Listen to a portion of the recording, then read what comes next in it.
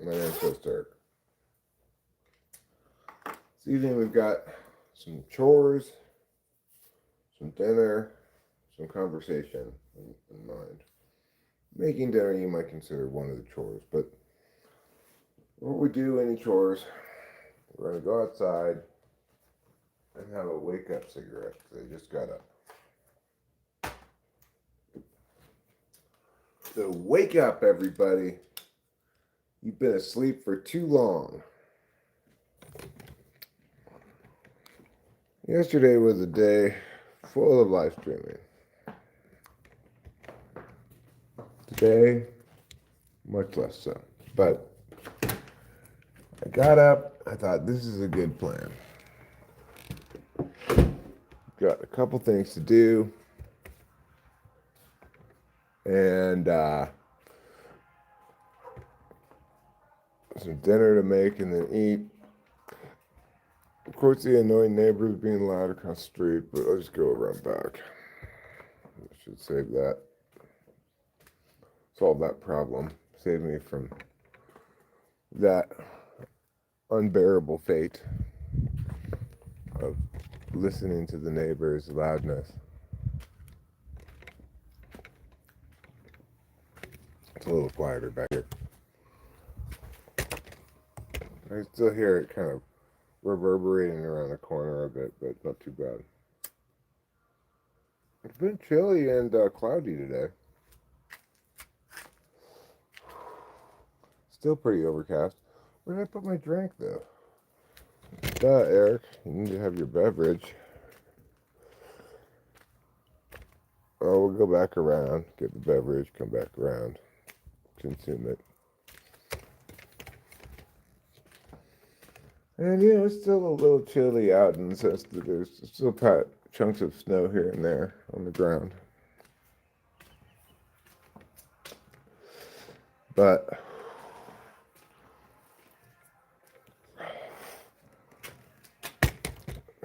people listening to their horrible music.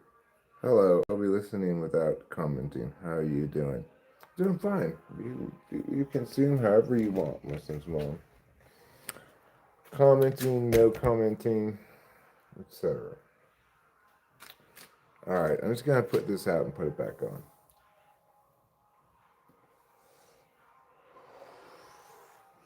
So I can go inside the house with this and go out the other door.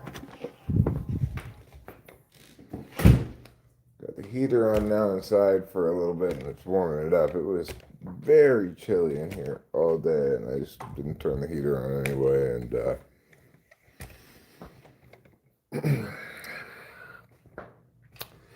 kind of froze a little bit. My feet were super cold. Finally I put on socks.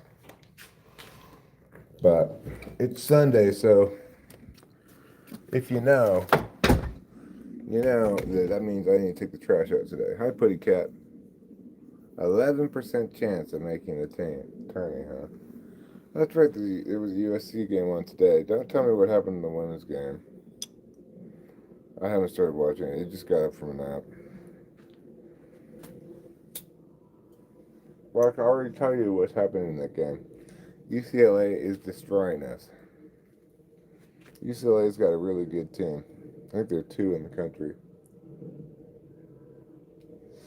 Which them just being UConn. You can pick 3 of the Final 4 right now, no problem. UConn, South Carolina, UCLA. That's 3 of the women's Final 4 right there. No problem. Yeah, it probably is on right now.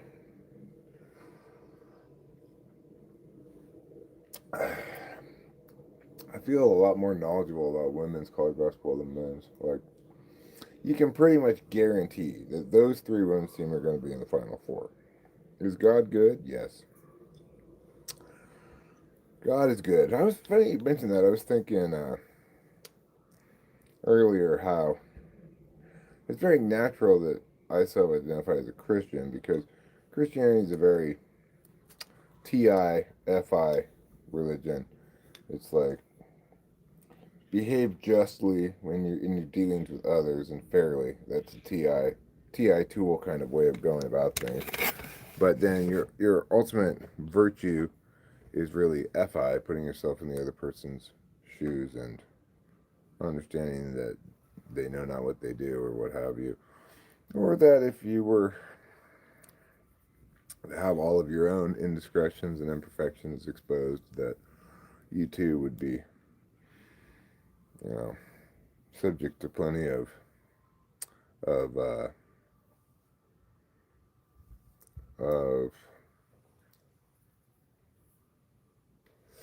judgment slash guilt or what have you. Oh, I don't get in theological arguments for Ocas. I just thought the question was kind of rhetorical. I was just, and the thing I'm commenting on there was not even an endorsement of Christianity. It's merely an observation that makes me wonder, like, am I Christian because of my, do I find Christianity so correct because simply of my function bias, namely TI tool, FI polar is very much in the wheelhouse of Christianity and what it's saying about individual responsibility and so forth and forgiveness? Or um, uh, is it right because that's the right way to be fundamentally? That's another question, you know? Eric, what are your thoughts on otherkin? I don't know what otherkin are. Hi, Rachel. Hi, simple girl. Nice to see you.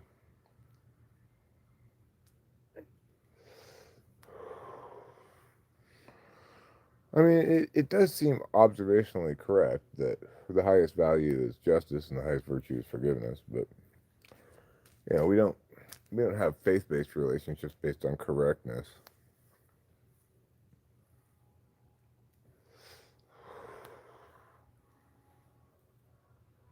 Hi, Zara777. How you doing? Welcome to Sunday evening. So after I finish this cigarette, I'm gonna do the first of a few chores I gotta do. I got one more garbage can to take up to the street that's full. Then I gotta fill the other two garbage cans, take them up to the street.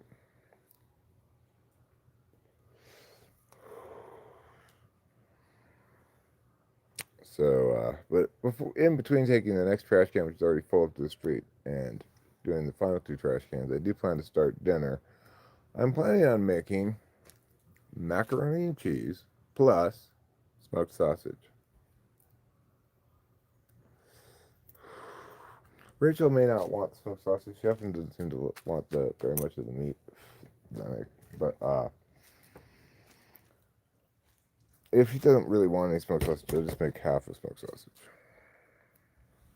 Weekly trash detail. It's actually bi-weekly. Simple. We get our trash picked up every 2 weeks.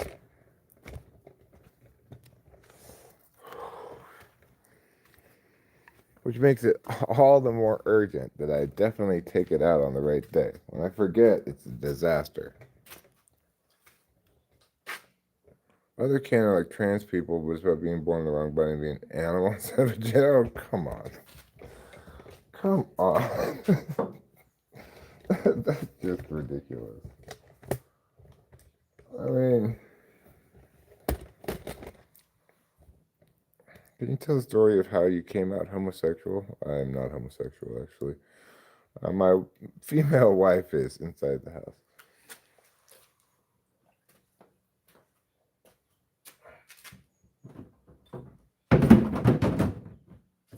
And it might be worth mentioning also that she's my third female wife, so maybe that's why the first two marriages failed. Because I was a homosexual. That's not why.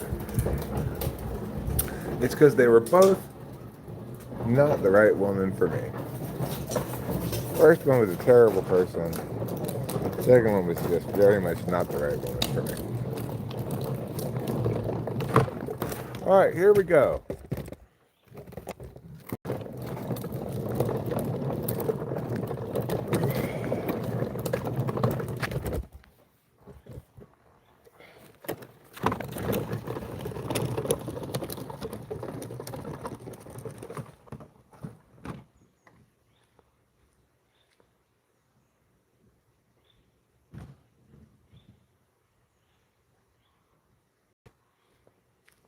A little muddy up there, but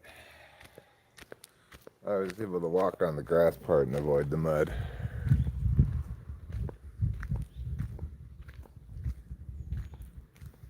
you rather have the mac and cheese plain? Snow very quickly. Oh right, that's right. We were together since we were little. I forgot about that. We're like Prince Andrew and Fergie. That seems unfortunate. They were together since they were little. Here's some snow that's left over. A little bit of snow. But it is 100% springtime now. Name the 3 highest authorities you've ever encountered?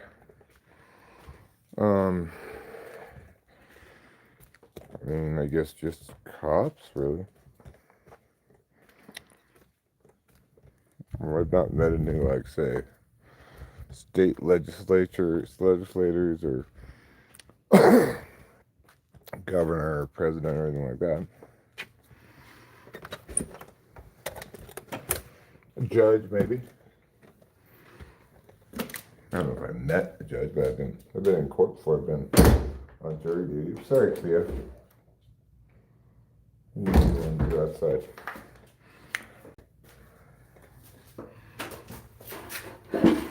Push these chairs in now that we're no longer having dinner with the neighbor.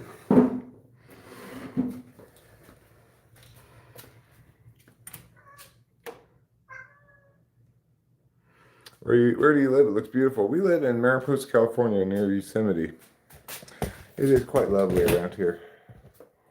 Kitchen's a little messy, but it's not really dirty right now. It's not super clean, but I'm gonna clean this pot out. So I'll use this pot to make the macaroni and cheese. It just has some rice from 2 nights ago in here. We just get a little bit of this soap and get this guy.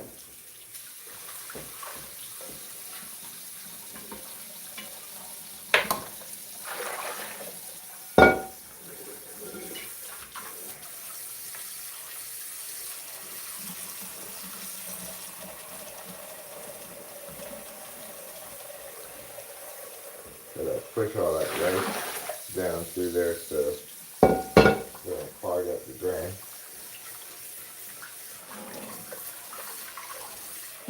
Okay.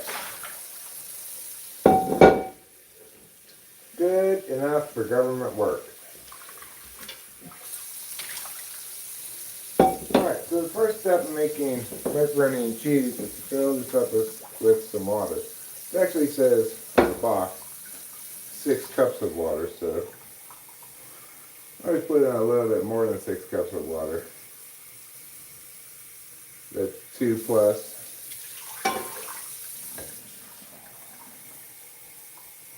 And then here's another 2 plus. Because 2 cups is only up to this line right here. But I put it all the way to the top. I also noticed that 2 cups with my measuring cup is just 1 cup worth of measuring cup. But that is not the same amount of stuff as 2 cups in that. They're not quite the same. Hi, Scotland. Yvonne Doherty. Hello. You're definitely SI child or SE parent. Oh, thanks. Can you go away, Tux? You're kind of annoying. You like to say definitely a lot, but I don't think you know what that word means.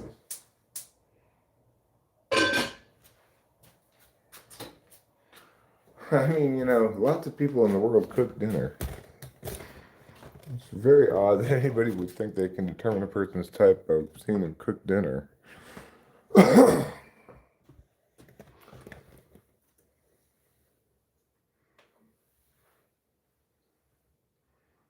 SI child or SE parent. Those aren't real terms anyway. Those are just some kind of weird metaphor land stuff.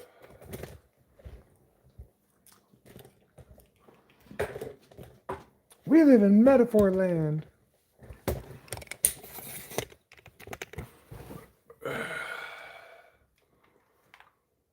Okay, let's bring it up on the big screen so I can see what's going on in the chat without wearing my glasses. Won't that be a nice treat? Yeah, okay, Tuts. You like to provoke a lot, but I'm not interested in playing that game. A study led by McMaster University and published in the Canadian Journal of Psychiatry has shown that increasing cannabis use and worsening mental health symptoms are often appearing together more and more often. Well, I mean, there are also... Oh, we do have 4 to 5, recipes that are staples, for sure. We qualify as frugal by that standard.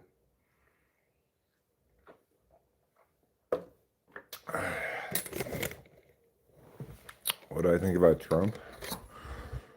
I think he's terrible. But I'm also not a culture warrior, you know?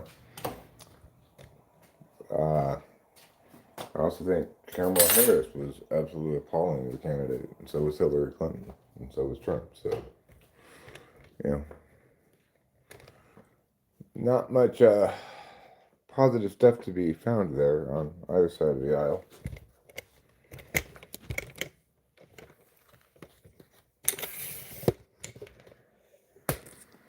So yeah, I think I'm just gonna cook up half of a smoked sausage tonight. That's being frugal too, because typically I'll cook the whole thing. Rachel will barely eat it, and I'll usually eat her leftovers. This pan now has got fried rice leavings in it that I'll put into the trash.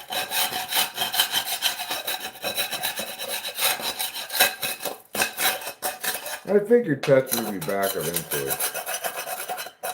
A new name, same Tuts.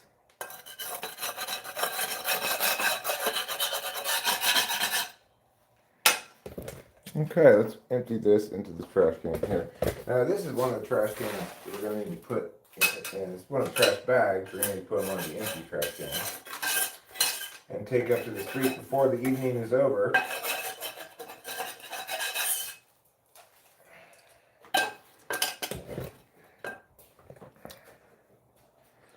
If you have to guess my type, what would it be? I have no idea, Tuts. I don't want to play against your type.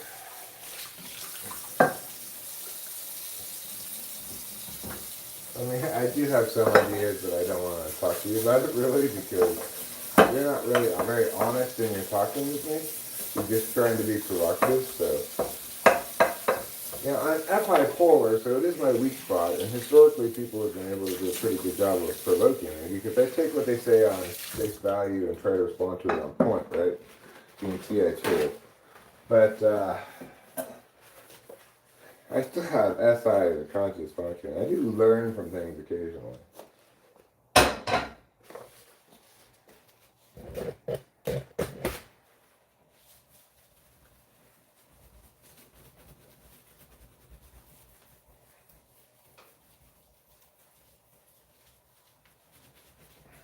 Okay.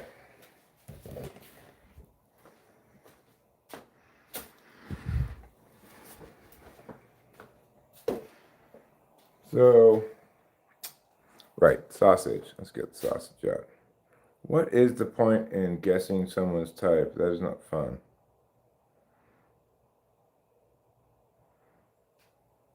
Well, that's, if you're being honest, you'd be under your actual name. But of course, you couldn't be that because I banned that name. And many others associated with you. So, I don't bother trying to guess people's types from the chat when I can actually type them, If you want to hire me as that, you're welcome to.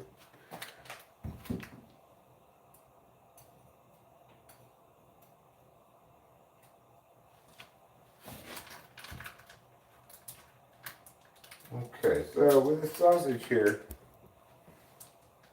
I'm just gonna open it a little bit, cut it right in half, pull this half out, and just put this back in the fridge like this.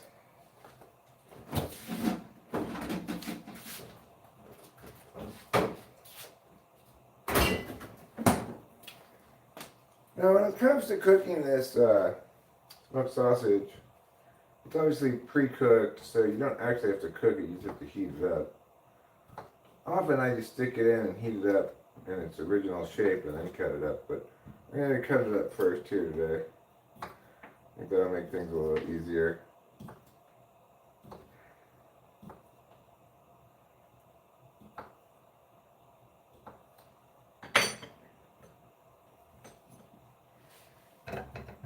Now I don't think I'm actually going to start cooking these smoked sausages until I start up on the mac and cheese.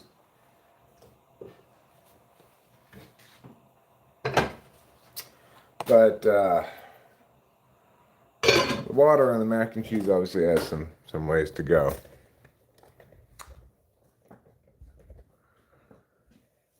Yeah, it's a big wiener.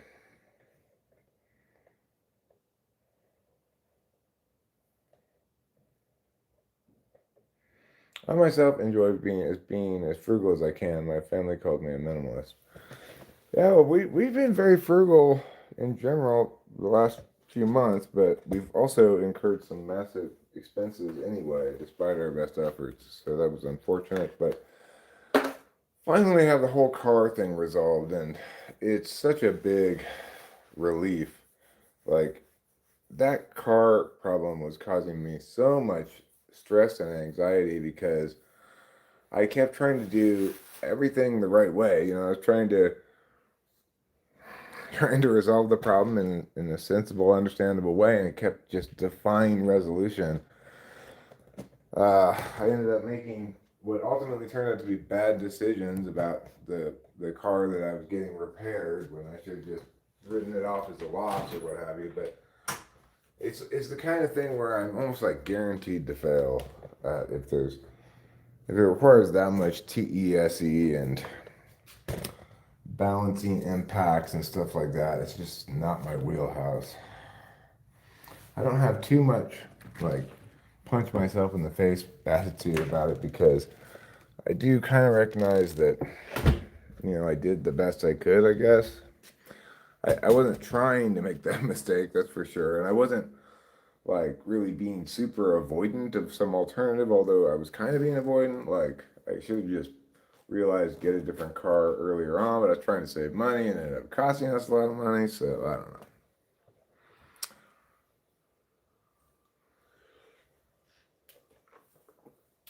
I think you're a provocation dom. So it's your dominant function is provocation. That is huge. You have to have wheels. Also, one has to budget for things that could come down the line. Yeah, I know. One does have to budget for things that come down the line, and we're trying our best to spend as little money as possible. That's why that car thing was so stressful, I guess, in part, is that it was an unexpected expense.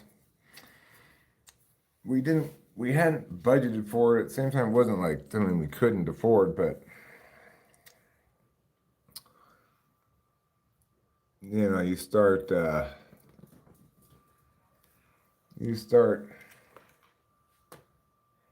thinking about just like that wasted amount of money could have paid for this many months of expenses or something. It just gets punishingly horrible. What's provocation? It's the attempt to provoke a response rather than actually meaningfully engaging ideas.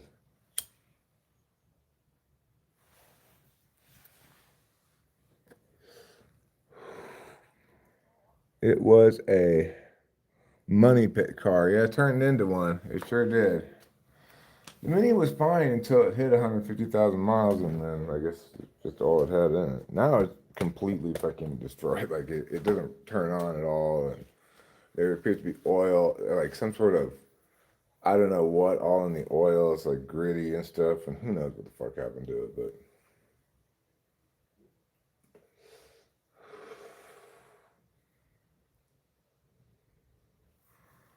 Do you think we are more than MBTI? Sure, half of us is explained by cognitive functions in terms of our personality, the other half by our particularistic experiences.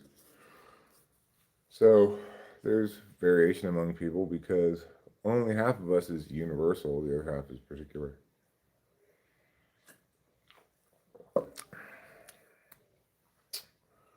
But, MBTI can explain a lot of stuff that otherwise doesn't make sense, right?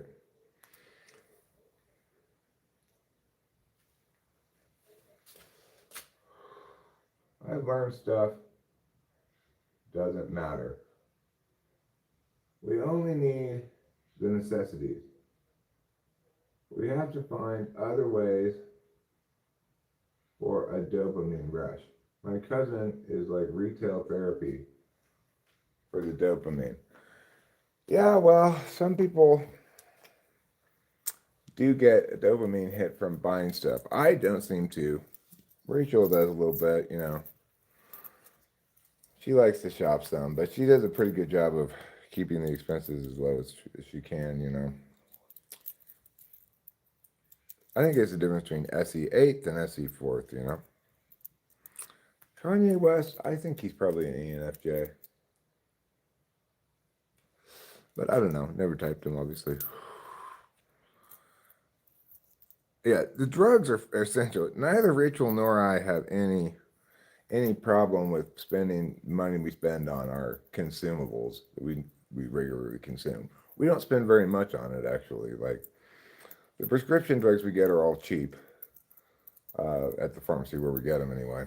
And Rachel will occasionally buy a cart from Brennan, which has concentrated in, which is easier for her to smoke. And she will also, she likes to get the weed drinks. We have a little bit of weed butter in the fridge right now, but I'm not sure how well it works, really.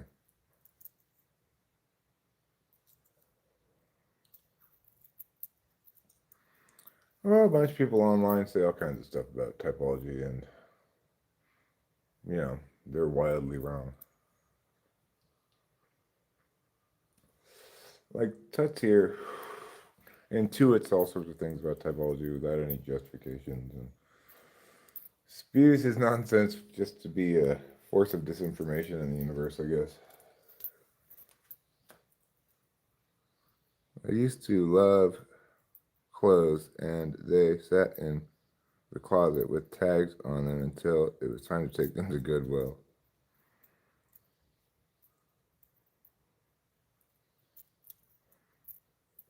I mean, definitionally, yes, every ENTP has good TI second. Their cognitive functions check, so I don't know why I respond to you at all, frankly.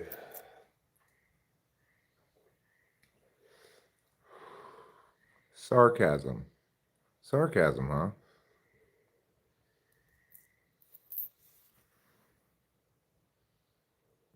Yeah, I'm pretty sure that that person is Tuts or somebody very, very much like him.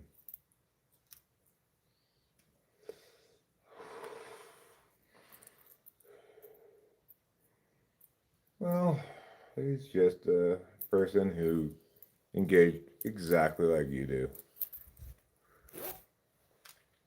Interested in provoking responses rather than resolving questions. I like to engage ideas in as a means of resolving questions, not just saying things.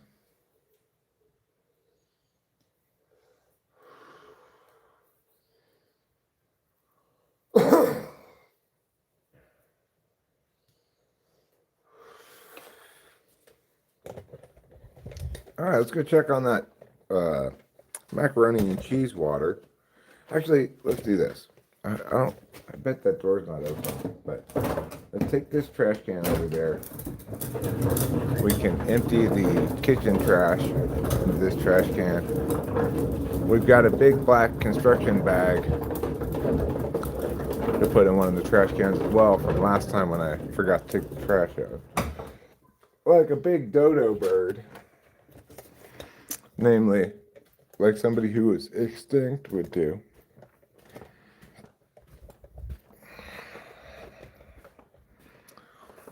Okay.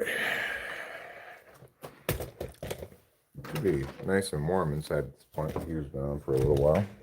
Yes, it is nice and warm. Feels like a solid 70, 71 degrees in here. I'm saying what I think and make people have reaction by saying truth. If you're concluding that people reacting to something is an indication that thing is true, that is some terrible thinking indeed.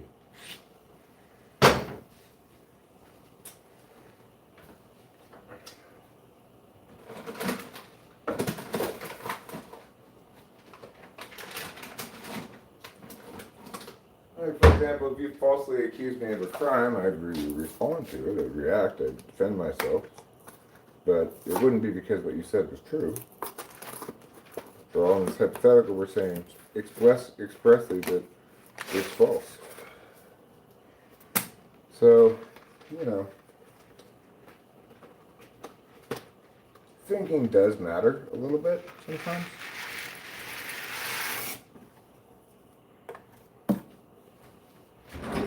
I'm sure it doesn't in your life, but it does when we're talking about ideas and explanations for things and stuff like that.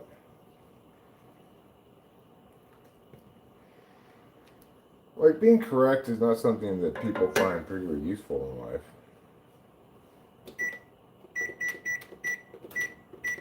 Certainly I don't.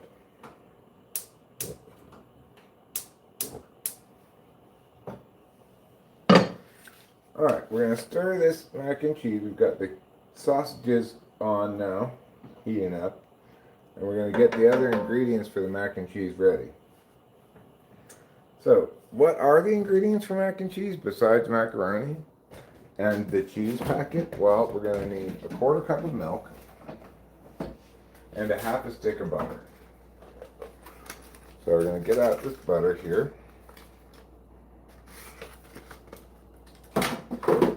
And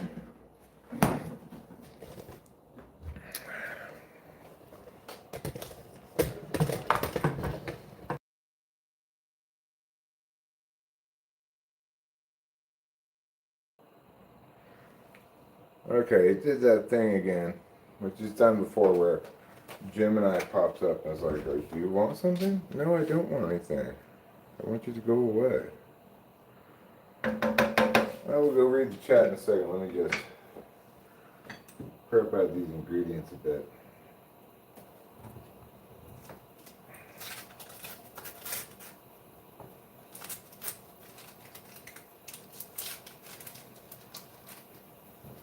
Okay.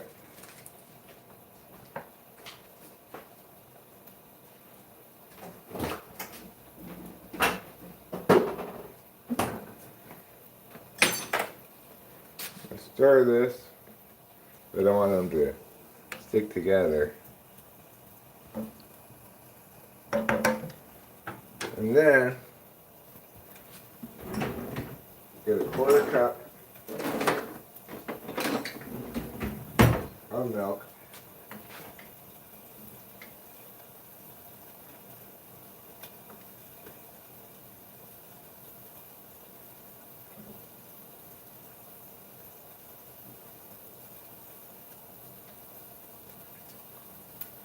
Okay.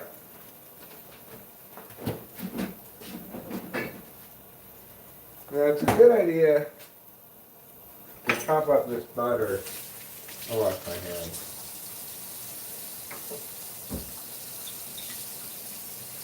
Because if you don't chop it up, it really takes a long time to melt.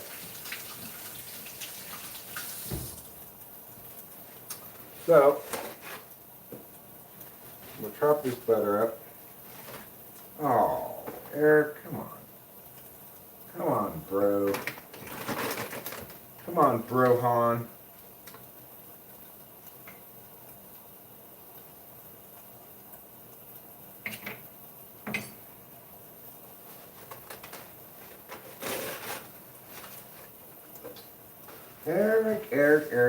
Eric.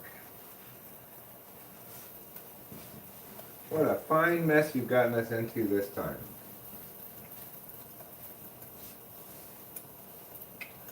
Okay. Now I need to stir these a little bit. Isn't even the spoon I'm using. Just try to flip them all over so the other side gets some color.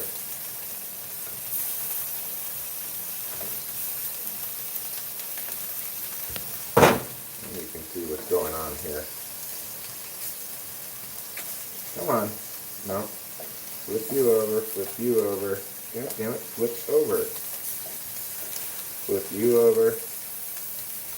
Flip you over. Flip you over and you. There. Now they're all flipped over and cooking nicely. Just let that go for a little while. And now we can get back to cutting the butter.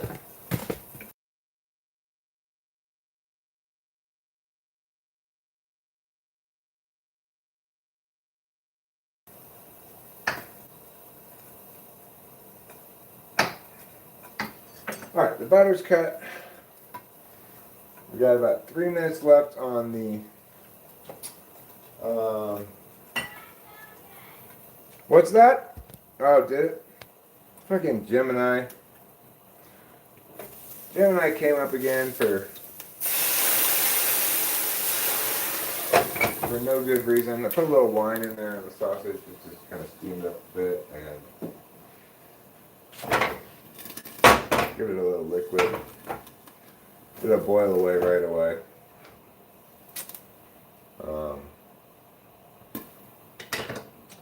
I do want to comment a little bit on something Putty Cat said earlier about marijuana use linking to mental health problems or whatever. I may not have the greatest mental health in the world, but I can assure you it has nothing to do with marijuana smoking.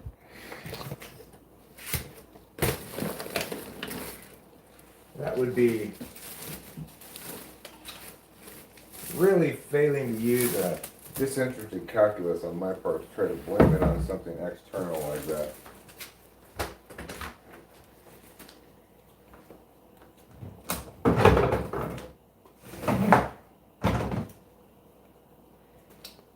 I am a little depressed sometimes because of some of my own bad decisions. And I'm a little anxious sometimes because of my own inherent failings.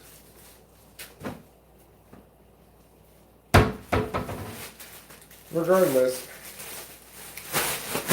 any substance, even the absolute mildest, which is marijuana,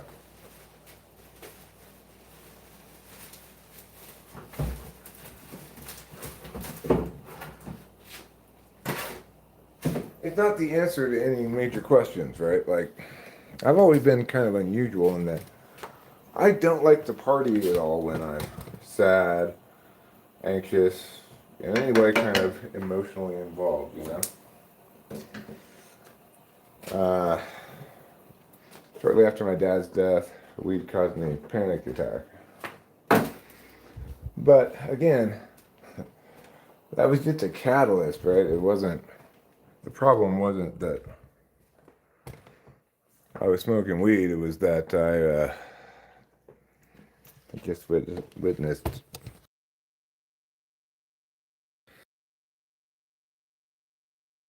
For the love of fuck. Are you serious, Gemini? Why are you popping up randomly on my phone to cause me problems?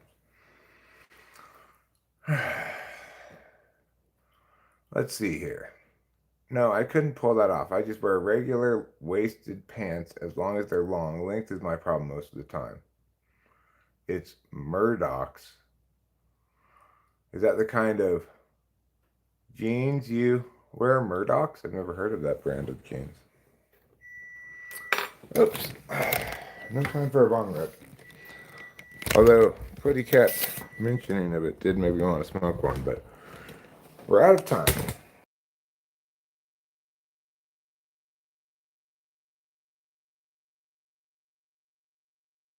I'll get this.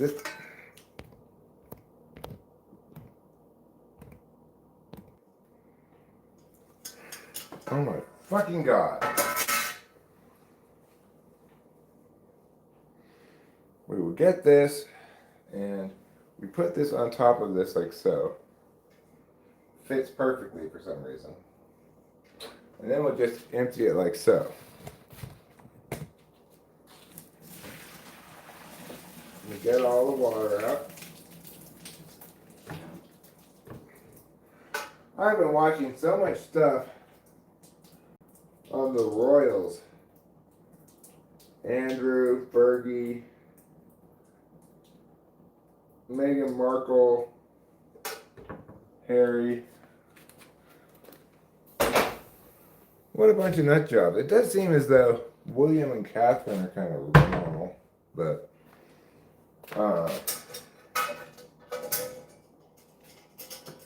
everybody seems to say that William and Catherine are like normal, decent people, but I have my doubts about anybody rich and famous these days.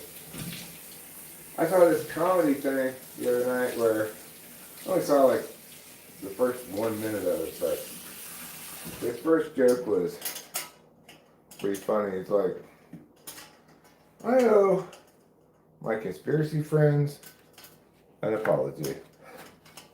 You know, these conspiracy people, they're like, hey, listen, John Bonet, 9/11, the tiger escaped from the zoo, it's all connected. And normally I'm like, but I gotta admit it, I owe my conspiracy friends an apology. I feel that way a little bit too, like, I always poo-pooed this idea that somehow there were these dominant elites to behave so incredibly differently from regular people for reasons unexplained. It just seemed nonsense and insanity to me. But it turns out there are a bunch of incredibly fucking scumbag horribleness people.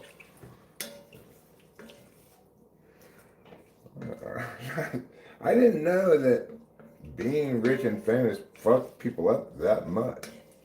Obviously it does, and I don't doubt that having kind of a global ringleader of the rich and famous being himself incredibly awful and inciting all these other people to engage in similar behaviors, namely Epstein, I don't doubt that that played some kind of a role too. Okay, so the butter's all melted. One thing I like about dinner, it's quick, it's easy. Mac and cheese is a one-pot dinner that cooks up in short order. It's a side dish that I've loved ever since I was a little kid. Kraft macaroni and cheese. You gotta get Kraft, obviously. Don't try to fuck around with some off-brand blue box mac and cheese.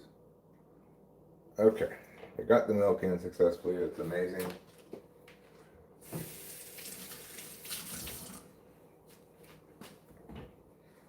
The other mac and cheeses, their cheese packet is different somehow. Only Kraft has the proper cheese packet. I'm sure their macaroni is just as fine as Kraft's. I'm not worried about the macaroni part. Now the key about mac and cheese is until it's all stirred together. Oh, I know what's happening. I remember. I remember now why that happened. It's sliding down and pushing the button. That's why that happens. I forgot I figured out why that happened. So now that won't happen anymore. Turns out, like most things in life, it was my fault.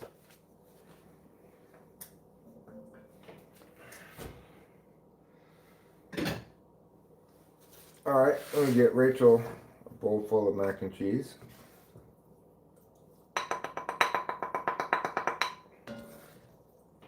Obviously, no mac and cheese is complete till it's at least had pepper put on it.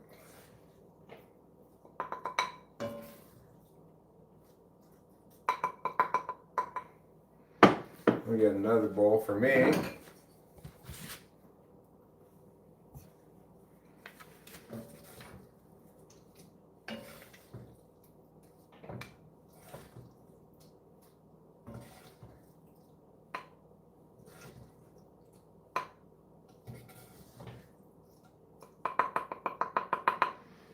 Yeah, one way that Rachel and I can be frugal, which we have been for a long time now anyway, is not eating out. We rarely eat out.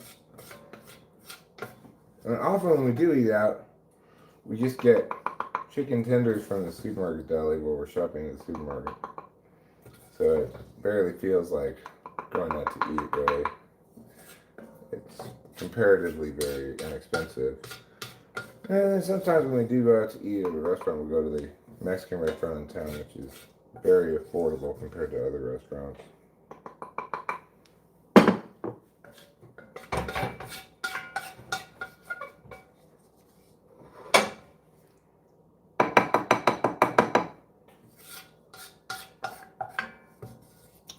But of course, the number one way to live frugally is don't buy stuff.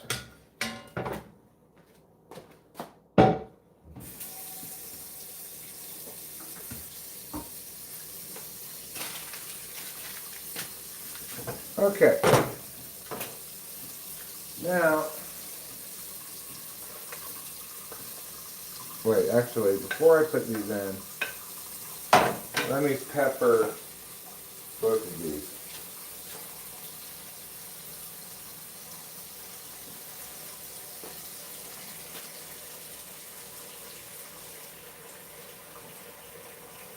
Needs a fair amount of pepper.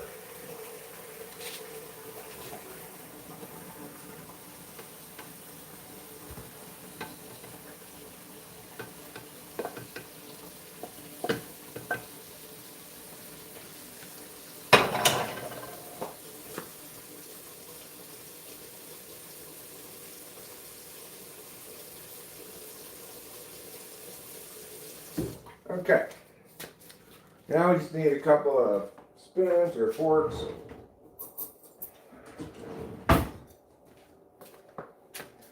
Take these over there.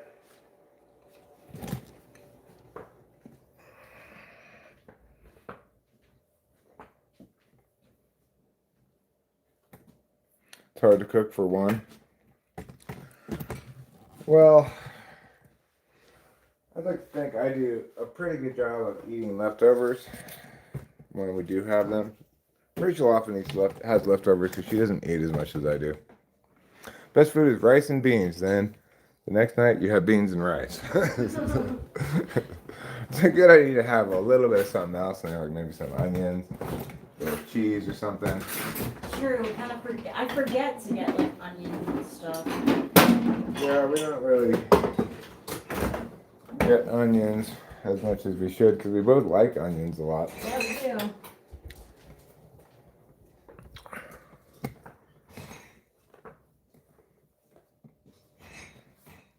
Hi, Nashville, Tennessee. Welcome to Mariposa, California, home of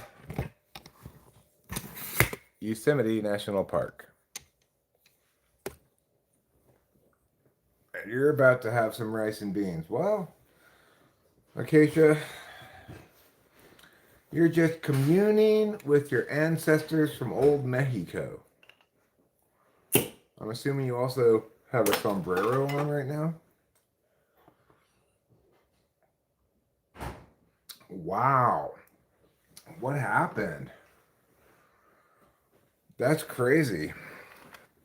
Chad Baker Mazzara has left the USC basketball team for some reason, or we kicked him off the team, I'm not sure.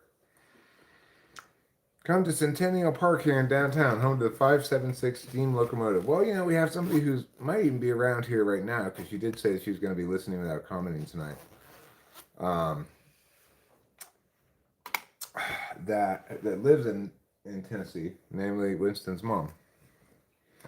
I don't know where in Tennessee exactly she lives, but there is a fellow Tennessean around here.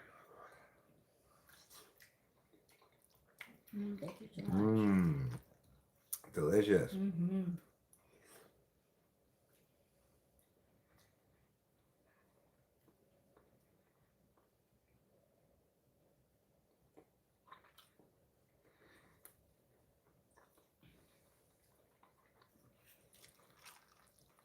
Scary middle school stories.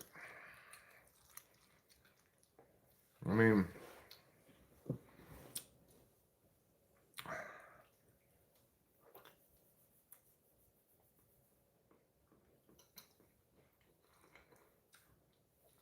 He told the coach he could not go back in, and then sat on the end of the bench with fans rather than with the rest of the team.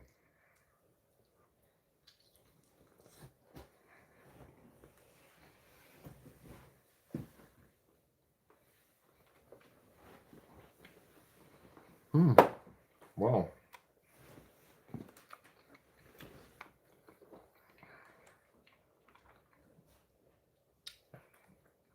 Well, to put it simply, it's absolutely delicious.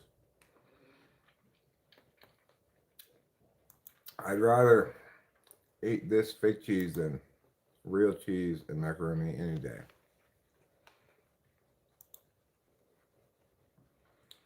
Alright, I'm going to just go ahead and fast forward the USC game, women's game, to the second half. See how far behind we are. Oh, we're behind by 18 points to start the second half. Shocking. Now it's 16. We're going to lose this game for sure.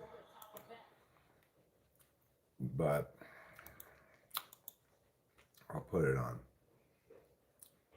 Oh, so he's been kicked out of the team now because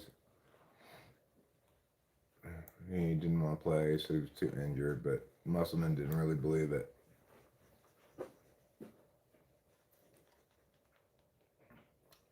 Party Bus and Booze Adventures is hilarious. Z. Pierre runs a walk and talk live stream out of Nashville. He started out small, and now the club let him in to film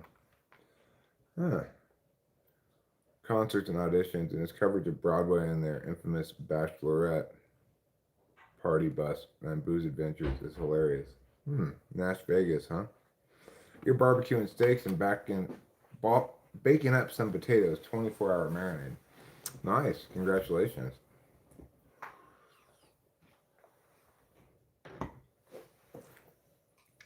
Gil, you and me both, brother. You and me both. You want to talk about something that I struggle with? Well, exactly what you said. I can create good starts for songs, but struggle to flesh them out beyond just being a loop or two. Tell me about it. Story of my fucking life.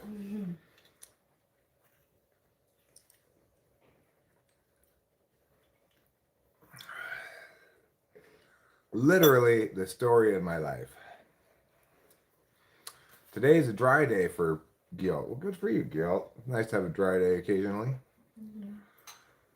I don't really have dry days with marijuana, but there are some days where I don't smoke it very much. You know, there might be an occasional day where I just pull bongers on maybe 2 occasions in the whole day or something.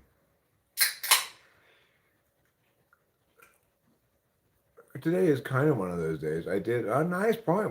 We cut the lead to 9 points. Let's go, good. SC. Yeah. I'm so excited to get Gigi Watkins back next year. Yeah, I think everyone is. They could use the leadership. It's hard.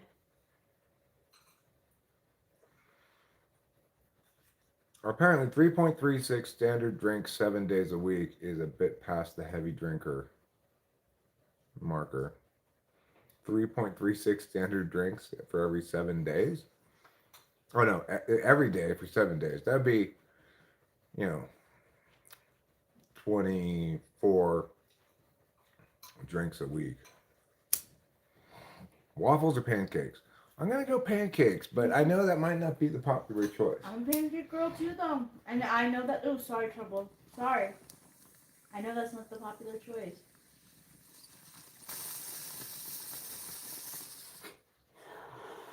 Although I will say this. I think maybe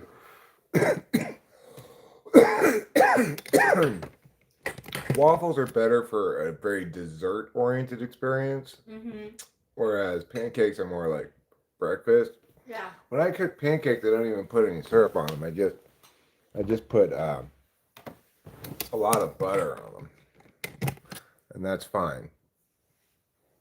But if I was gonna get like some sugary Nutella and strawberries and whipped cream thing, I'd get it on waffles probably.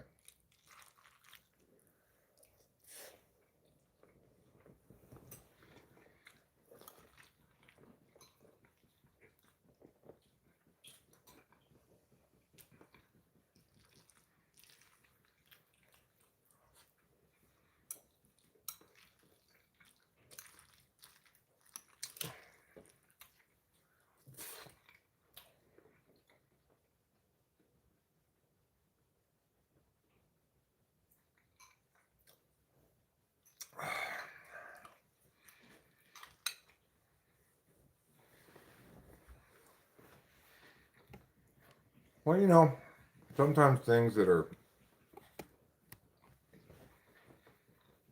bad ideas because they're illegitimate turn out well. Who knows? K. Lisi? K. I'm for E except after C or intended as A. K. Lace? K. Lace? This is mac and cheese with smoked sausage, actually. Very close to hot dogs, but this is a Hillshire Farm smoked sausage.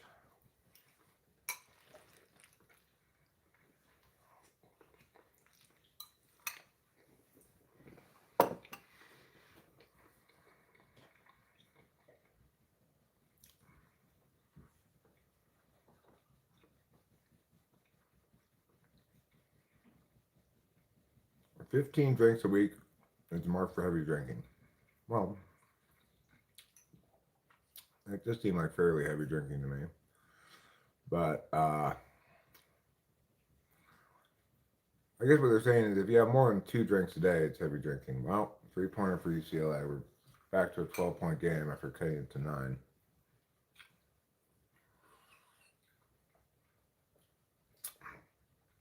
Oh.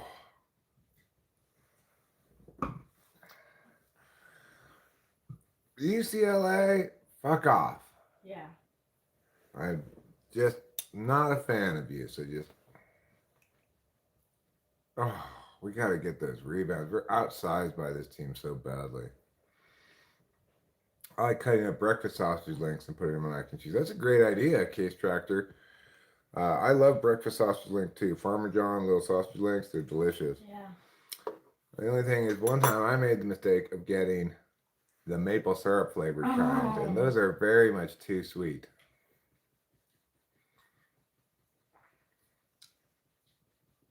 Bacon mac and cheese also good, Gerald. Nice observation. You get the 19.2 fluid ounce cans of cider that are like 10.5% alcohol by volume. Drink one of those cans in a night. I mean, that may end up being the case, Teabag, that it will happen. Did it need to happen? Well, sure, it's never a good idea to have a theology driven nation state, right? Theocracies that's not consistent with contemporary free and civil societies, not consistent with post enlightenment thinking, etc. So obviously the state needs to be secular for a state to be truly legitimate. But the thing is, like I said before, sometimes actions that should not be taken because they are illegitimate nevertheless have net benefits on some calculus, right? That doesn't mean we should do them, but it is nevertheless the case that you can calculate a positive outcome from an illegitimate catalyst. And sometimes you'll be correct to do so. Wow, nice shot, Kennedy Smith. 10-point game now. Come on, SC. Shock the world. Let's beat UCLA. That would be amazing if we could beat UCLA. I don't think it's going to happen, but at least it's only a 10-point game right now. It's 18. Oh, now it's a 13-point game. UCLA is too good. We are not going to win this game. Colorado is very dry. The sun peels paint here. The sun peels paint everywhere. Simple girl. It's what the sun does. It's what it's for.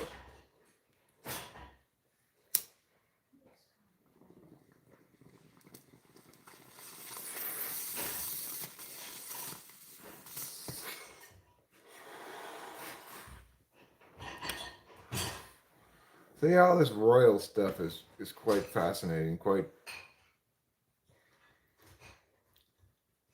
entertaining too, I would say, because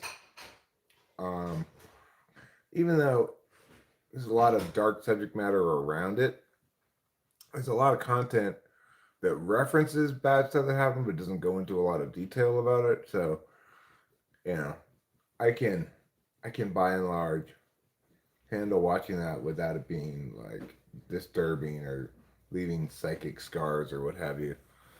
And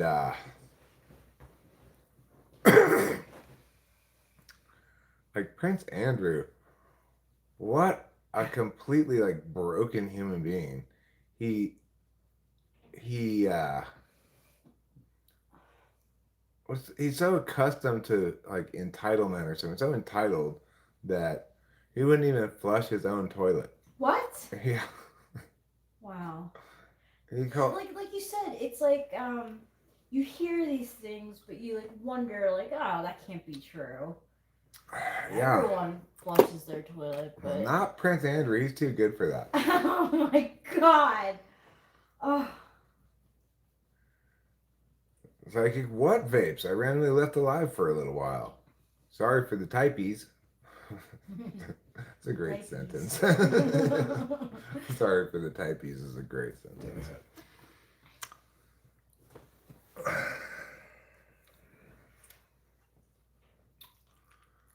You know, he like call a servant in at 3 a.m. to come hand him a glass. It's like out of his reach. Shit like that. Just ridiculousness.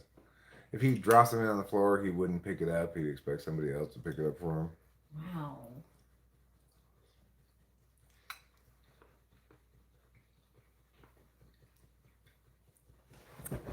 The source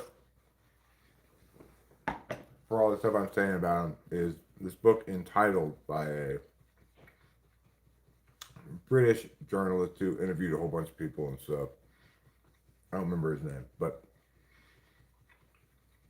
it seems like there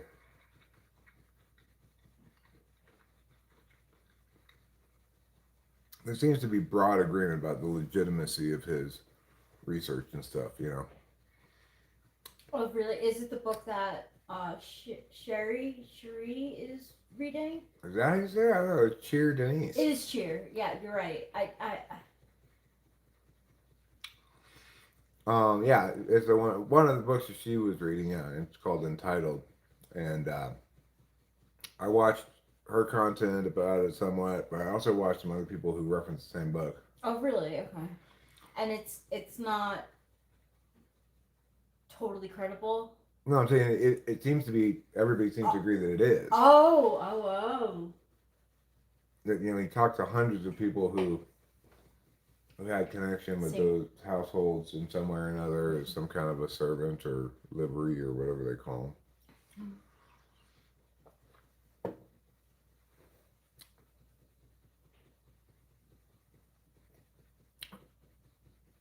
Do people shout at you as you pass by, yell, "Get a haircut"?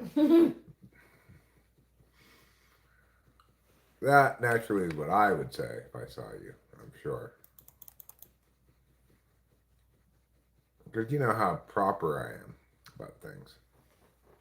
Oh, God. Come on, ladies. Just skip ahead and get the torture out of the way. 16-point game with 3:25 left. 17-point game with 3:09 left. 18-point game with 45 seconds left. We turn the ball over again. Oh my God. Just get out of here. Just get out of here. Yeah. It's funny, you and I both tried to adjust to the other person. We ended up Yeah. That's funny. I didn't anticipate that you would anticipate that I would go, get out of here. So. Yeah, so I shortened it to get out. Well, you were going to go with the separate words. I went with the get out of here because I assumed that's what you were going to do. I was heading that way. Color does brighten hair up. It's just more maintenance. I'm going gray, and I'm gonna go all the way gray. But my grays are so unruly. Like you're gonna be with like a crazy haired lady. That's cool. And my eyebrows are turning white too, so you might have like an elfin looking. Yeah, you will. You look like Liv Taylor? Oh yeah, Liv yeah. Tyler? With Tyler, yeah. Hello there, I Love Music 98. Why would Eric color his hair? I should color my scalp. We saw this lady at the bootjack market the other day. She had apparently just dyed her hair green because her whole neck was all green. And Rachel just said to me, "Well, that's an indication that she just did it herself." Mm-hmm. And if somebody who knew what they were doing was doing it, her neck wouldn't be all green. Yeah, you could kind of tell. Like, I mean, I always used to have like my hands were pink or red. You know, when I would dye it like a fantasy color. And yeah, you don't. If you're beginning and you're kind of like, I feel like hair stuff can be kind of impulsive. Like I just want to change, and so like they get it, and they like plop it on their head and they do it all around, but you need a lot of towels and protect like old T-shirts and stuff because it gets all over the place. Change your hair, change your life. That's what I always say. Is that what it said? Where?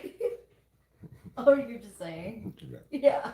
Yeah, but it is though. It is. A lot of people feel like that. Well, there's that song by Lizzo about how she goes to the hair salon to get rid of the old guy. Oh yeah, that's true. Even though, obviously, those two things are unrelated. Just goes to show you that for some people,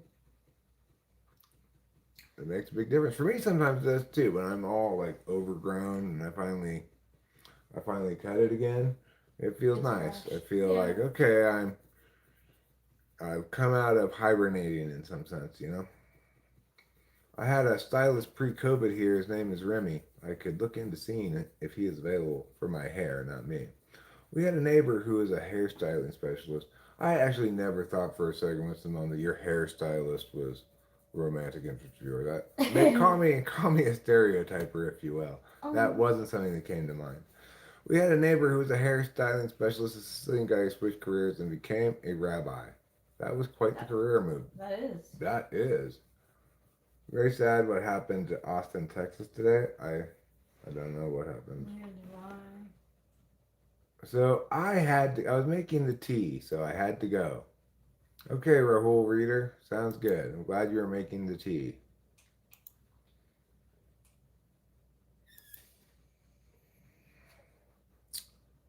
Let's see. Austin, Texas.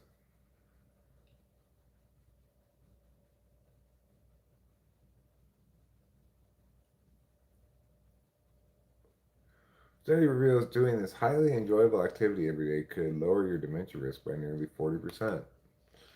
Oh, let's see what that is. This I wanted to ask I just wanted to say that I was, I'm always watching YouTube, and this psychologist guy, he seems to be like not really like a legit person to listen to, but he said something interesting. He was like, if you're in a serious relationship with a female, you're going to see her without her makeup on more times than you are going to see her with it on. And that you should let your partner be as comfortable as possible. So he was kind of like saying to women, don't dress up to the nines every day, because I guess maybe it presents like a false look to the person. But I feel like with me it's like 50-50. Like sometimes I'm wearing makeup, but sometimes I am, and it's just for me. So wait, what's the person supposed to do? So he's saying that in relationships, when you're in a relationship with another female, with another female. Well, I'm sorry. If you're in a relationship with a female, sorry, that you're gonna see her without her makeup on. Yeah, I got that. Most of the time. Uh-huh. So he's suggesting to women, not to, like, once they're in a relationship, to try to not dress up and not, like, go full face makeup all the time, because it kind of like gives like a fake out almost. Like, if you're going to be, you want your part, basically you want your partner to be comfortable, so why not be comfortable from the beginning? But I just, I don't get that, because I don't know. It's like I don't pay attention to that stuff. I'm sure if you looked bad, I'd notice, but you never do. things. And I don't think that you should look dressed up coming out of bed in the morning or something. Right. It's ridiculous. I guess he was saying, alluding to the fact that maybe there are some men who um, expect their woman being dressed up all the time as the standard, and kind of get a little bit like shook when this idea that they had of a person doesn't live up to their expectations, I guess.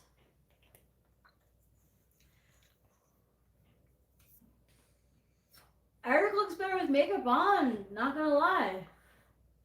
Well, won't you look put together? Yeah, that was kind of my thing too. I mean, there is something to. Well, Rachel never leaves the house in like pajamas or stuff like that. No, hardly ever. I don't think ever. Even sweatpants, I don't really. But I prioritize something a little bit different than Rachel. I prioritize not making laundry for her. She makes enough laundry for herself. I don't mind doing my So laundry. what I do is wear the same clothes But you don't every day for weeks and weeks. I was actually just gonna ask you if you want me to wash that. I'm gonna do a lot of laundry if you want me to wash that hoodie for you. Yeah, that hoodie can use a wash. Okay. But I've taken notes from you because it helps me. It takes the thought out of what you're gonna wear. It does. Yeah. I just take it off by the bed, put it back on when I get out of bed. I love it. I've taken notes from you. This is the third day that I'm wearing this outfit. Is it? Yeah. Wow. I had no idea. Yeah, so you've rubbed off on me. Excellent.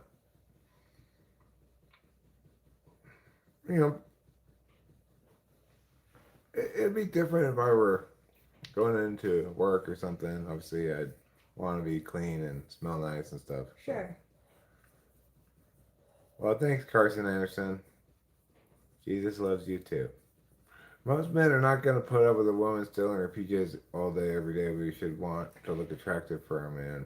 Yes, I agree with you, Simple Girl, and I think this guy who's some sort of a relationship lawyer was saying that women should be in their PJs most of the time, or whatever they feel comfortable in, and he was suggesting, like sweatshirt, sweatpants, messy hair, and like accept that as the baseline of what your partner should look like. But I mean, the thing is, you spend so much time paying attention to how you look.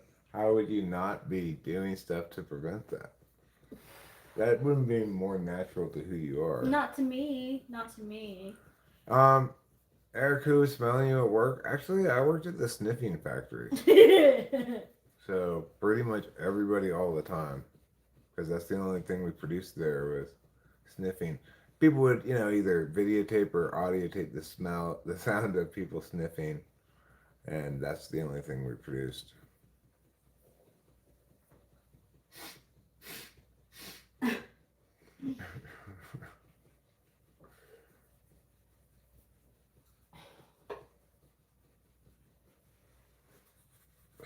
Show me you and your ridiculous questions. I don't know why you're so enamored with such ridiculous questions. Who loves you, baby? The answer, of course, is Daddy Savalas.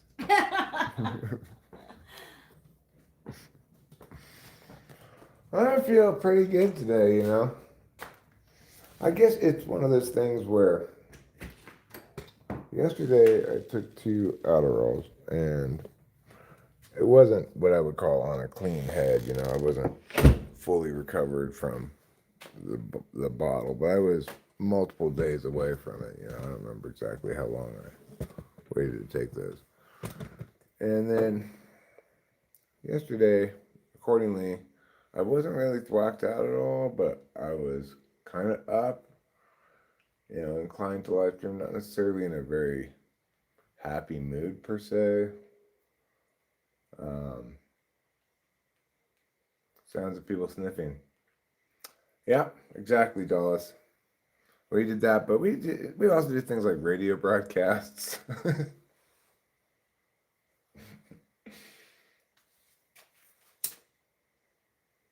was the olden days.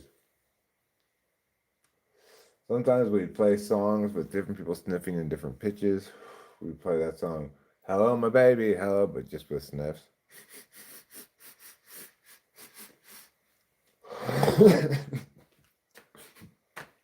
You run out of lung capacity there if you only sniff without blowing out.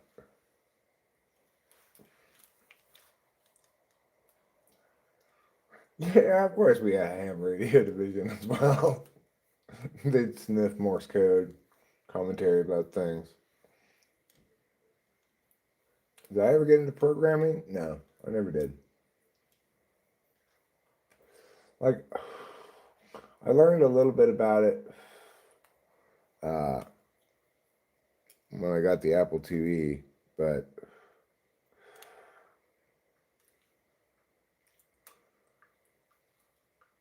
I guess I just didn't really see the point of it.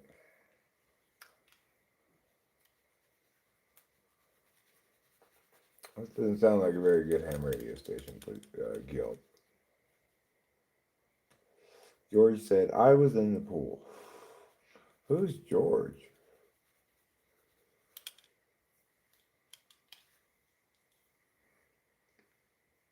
That would be interesting to get a choir of people who all sniff at a different pitch, you know. Try to find people who sniff is pitched properly, like 440A, you know. And then have them do a sniffing concerto. The problem is you'd have to not record the sound of them blowing out at all. So you have to be like, the first guy would do his part, like, let's say the first 3 notes are the same, obviously. Unless he can change pitch of his sniff. George Costanza, when he had shrinkage. Oh, well, I remember the episode being referenced more than I remember actually seeing it. I think I've seen the scene at some point. Radio broadcast of people sniffing the cocaine-fueled 80s. Well, you know, Falco spectacularly sniffs in their commissar because it's such a cocaine-fueled song.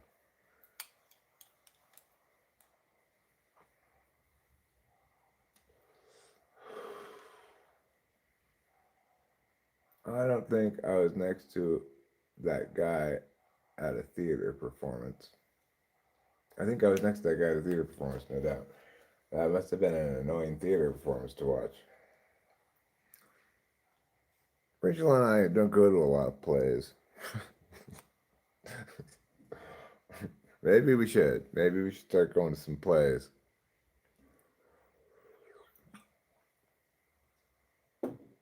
I guess we could go watch plays at the high school. They must have plays occasionally.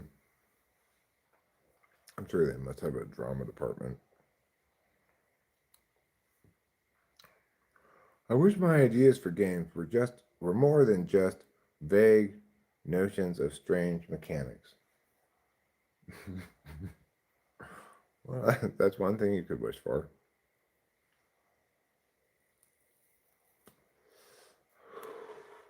I think there may be actually a playhouse down in Oakhurst that has actual like community theater plays, which presumably are a level above high school plays. I don't know. Mariposa does not have a community theater, but I think there is one in Oakhurst, which is about 45 minutes away.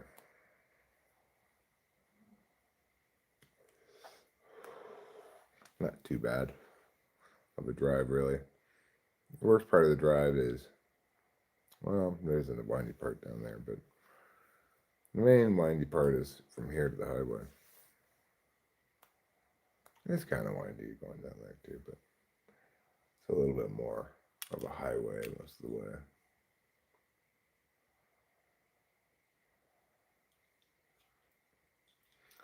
You can change your mind, me. Take a chance on me. Take a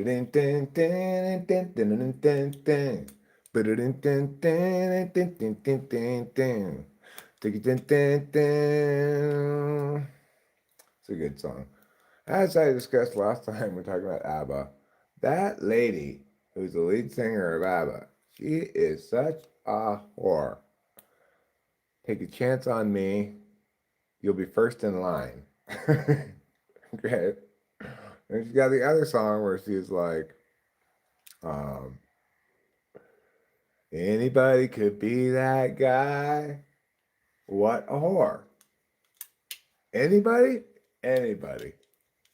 Okay, well, I'm not sure I really want to be that guy. Everyone seems to like my vintage sounding minimalist guitar track I made for my friend's college film project. And I can't tell if they're being nice or not. No, everybody likes it, they like it. They won't tell you they like it necessarily if they don't really. People might say like positive things, but if they bring it up themselves, then they actually do like it. And it is actually a good idea, and you probably could use to make some kind of good track out of theoretically. But you know, where theory meets practice, it's called engineering. That's the challenging part, right? So I wanted to show you something that I think in theory is a cute idea.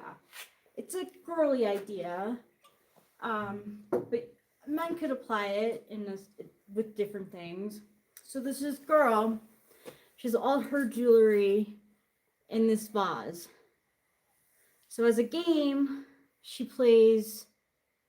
What jewelry am I wearing today? Yeah, by pulling the stuff out. But you can see what you're pulling out, obviously. And also, like, things get tangled. That's a good point. Like, your necklaces and your bracelets are gonna get tangled. Like, I'm like, oh, that's fun. I should do that. And then I thought, oh no. You'd be better off doing the following: separating all your jewelry into numbered little boxes, like in a large box of small boxes, right? And then have a bag of numbers, pull a number out. That's a great idea. That would actually be really fun. I should do that to wear my jewelry that I don't wear as often. Might be a good idea. Yeah, that might be a good idea. A dangle tangle. Yeah, it is a dangle tangle. That's a good a good inky pinky. Yeah. Dangle tangle. It is. A trained pianist played a song from the Phantom of the Opera in the hospital waiting room while we were waiting for my dad's kidney stone procedure. Did people get emotional? I know Phantom of the Opera is a dramatic story. It's a dramatic affair. Yeah, it is. It's got a guy who wears a mask but only, get this, on half of his face. What do you think about that crazy idea? That is crazy.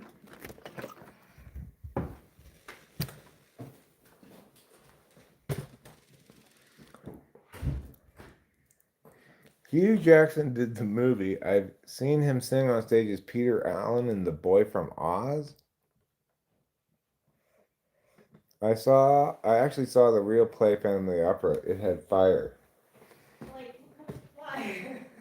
You thought it was fire? Or like... Or the theater actually caught on fire. Yeah, or like they added fire to the play. Or yeah, were there fire special effects? Inquiring minds need to know. I'm just gonna put this over here. For some reason, Theatrical fire? That sounds so dramatic to me. Like, honestly, when I think of the Phantom of the Opera, I think drama. And so, like, added, like, pyrogenics, is that it? When they add fire. Pyrotechnics. Like, to, like, something as classical as Phantom of the Opera. That just seems silly to me.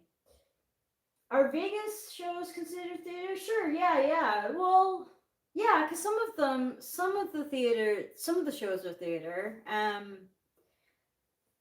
I wouldn't say that Piff the Magic Dragon that we saw in Vegas was theater, but it was a show. I like that Fire of the Opera. I think that was a good review of that show too, Rachel. What? I think you just did a good review of Fifth and Magic Dragon. It was a show. I was just glad that we weren't picked to get up on stage. Yeah. Well, you wanted that though. I felt unsure about that. Well, like after you. Yeah, I mean, I didn't really want to get on stage because, I don't know. I just didn't want to.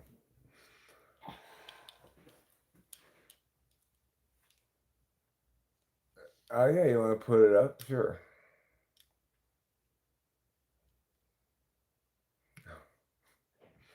Was Showgirls theater? I believe Showgirls was a movie. Yeah. About titties. Yeah. Unfortunately, I've unwillingly listened to too much Phantom of the Opera. Sorry, it was unwillingly. I do like some amount of show tunes. Probably more than most people, I would say. I like them. I think you and I would be fun. My dad used to rent movies from the library for us, and a lot of them were show tunes. Because, they're kid friendly. Most of them, anyway.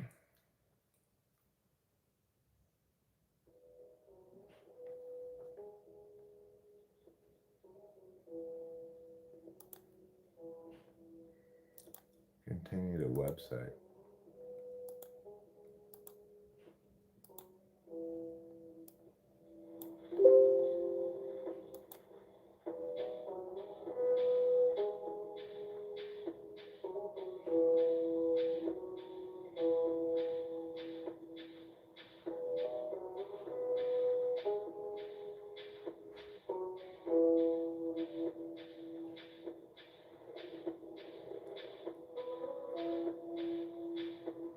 I do like the tone of the guitar. I think the tone of the guitar is great.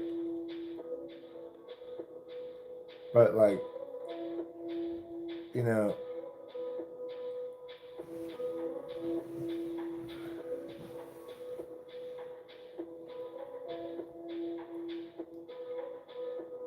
it's just not doing enough melodically.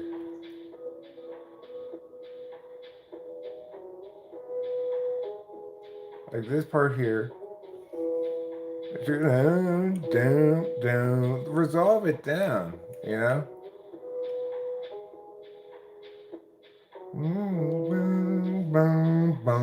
Let it be what it's supposed to be.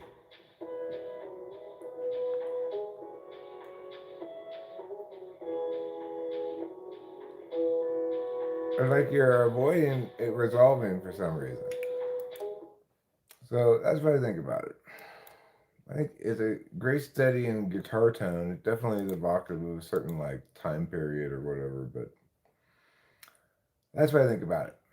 And it's like I don't mind listening to your stuff at all. Actually, it's not terrible. I can give constructive advice about it and so forth. Yeah.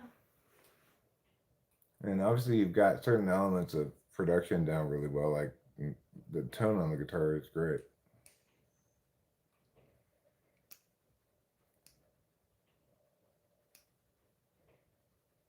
Check what out?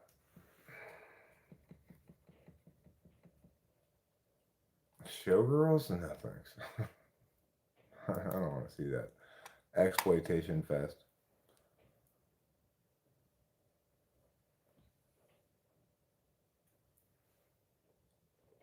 Trapeze artists on a cruise ship does sound rather dangerous. Yeah, it does.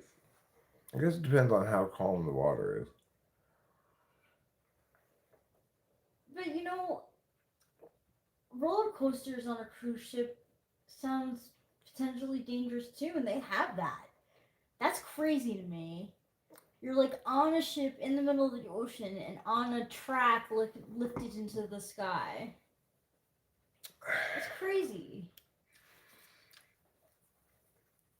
Doxer Foxotic, Iran. I don't want any kind of political stuff. I don't want to watch that. You could also say too soon.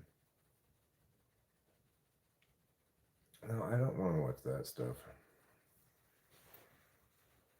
Okay, but it's about Iran, right?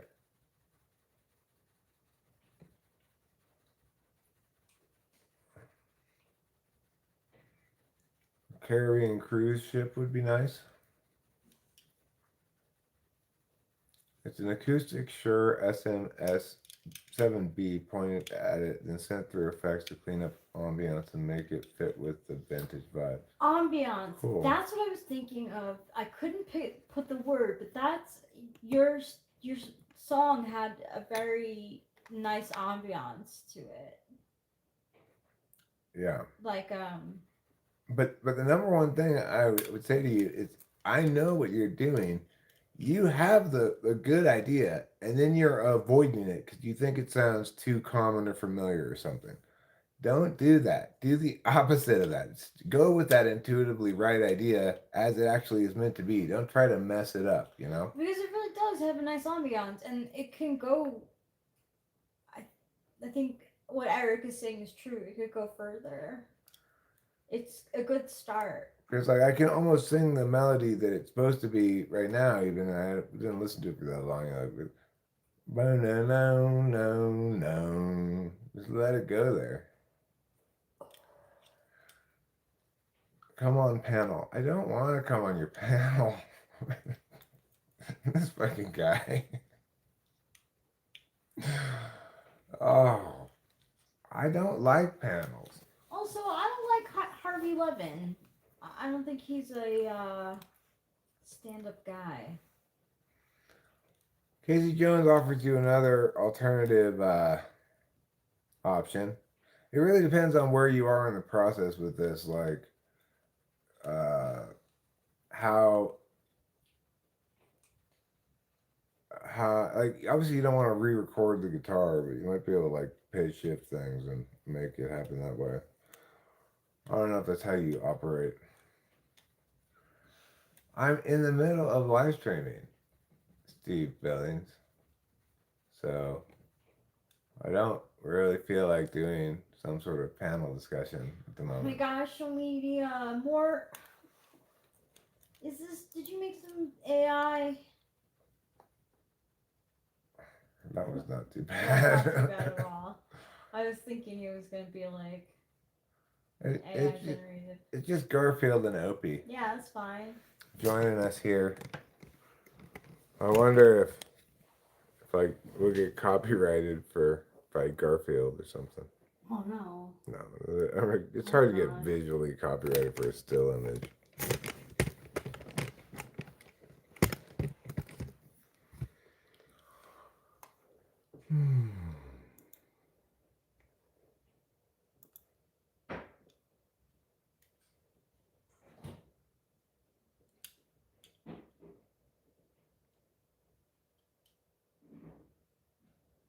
I try to record relatively on time to just like corrections. Yeah, I always have to correct the hell out of, especially if I'm playing the keyboard. Because my timing's just not that good on the keyboard at all. Sometimes it can be good on the guitar.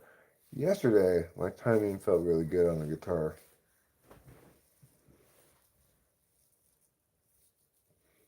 Sometimes it doesn't. My timing's not so good. I don't know. I guess I've never been very precise and it's like it might be fine if you're playing live or something, but when you're recording, you hear all the failures. Ableton is amazing for correcting. You can just straight up insert warp markers. Well, that's not what I do. I tend to go note by note, cut out enough to make it line up. If it's say it's a head, right? Cut out enough to make it line up. Paste that part after it. Go to the next note. It's early. Well, then go behind it. Cut out about that much. Put it in front. Make it go over that much. If it's not quite right, do it a little bit more, or cut away a little bit. Make it right.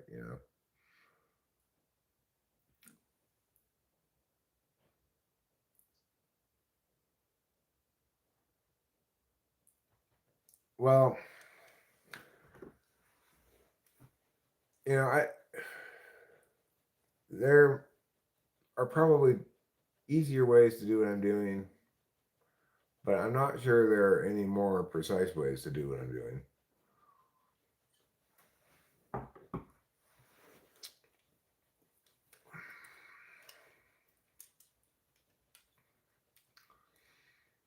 I can get things very, very precise that way.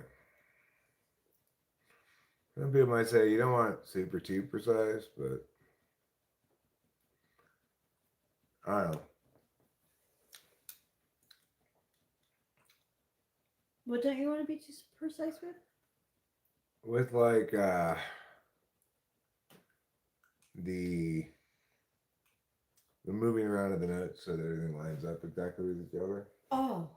But the thing is, I'm gonna have imprecision anyway in terms of the note length usually. Although sometimes I go through and make all the notes the same length too. But it depends what you're doing, working on. It's more important for bass than it is for guitar.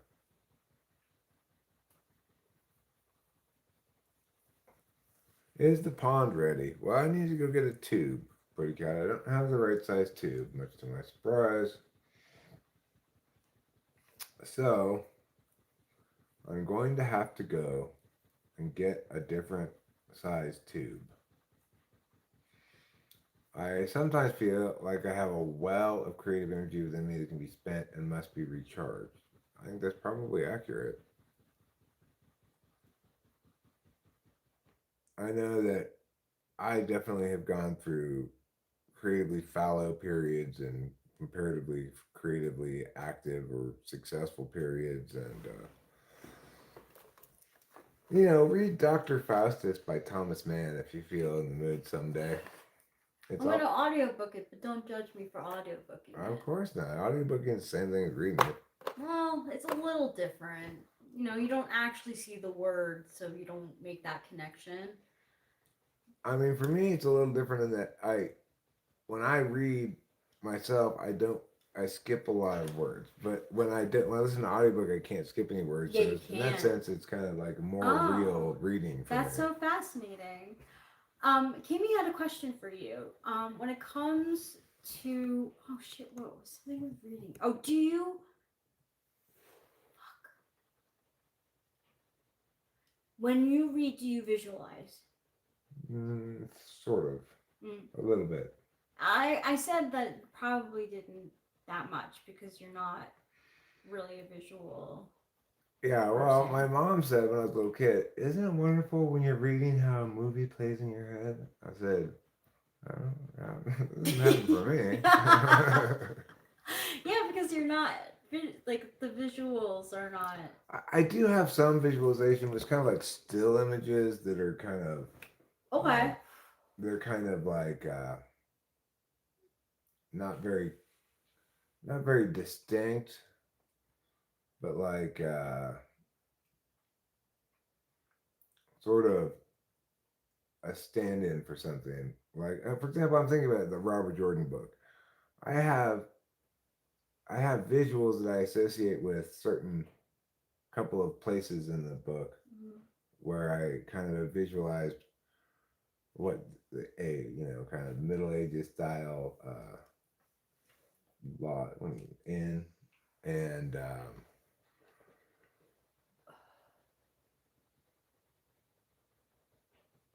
So, when that happens, is it because the author has described the the scenario in words?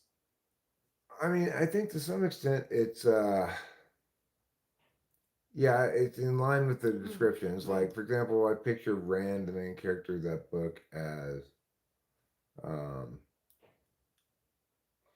as kind of a vague-looking brown-haired guy. You know, I wouldn't be able to describe his face to you because nothing specific exactly. I I think that's really interesting though, because you can go into a movie that's based on a book that you like and you're not going to really get disappointed. Um, I mean, I can be disappointed when they destroy the book. Like What? the Amazon version of Wheel of Time is Oh yeah, absolutely well, fucking yeah. Didn't disastrously isn't it not even a show butchered. anymore? Like I thought. They may have killed the show because what they tried to do was like woke it into Yeah. something it never could possibly have been, Yeah, destroying you were key really. elements of the mechanics of the magic It's and the whole terrible. system in the process, trying to get rid of the fact that half of magic was masculine and half of it was feminine. Oh, and Oh come women could only use half of it, and on. men could only use half of it. I mean, they have brutal murder in Game of Thrones, having half of the half of men and half women with magic is like a nothing burger. Yeah, well, some terrible wokest fucking writer killed the whole thing because they didn't like the fact that it was so conventionally, historically, like there was no homosexuality in the book until Brandon Sanderson came around and they Okay, wrote a sort of a more a tiny nod to it, right? that's smart though because you want to appeal. Yeah, I mean, Robert Jordan was not of that generation that considered his universe including homosexuals and trans people and Yeah. so forth, right? In his universe, it made perfect sense to bifurcate the magical world into women can use this half of the magic possible, and men can use the other half. And the women's half is something that they just have to open themselves to, whereas the male half is something you have to seize and control. It was that kind of book series. Okay, I'm not saying people should normalize those distinctions in their lives or anything.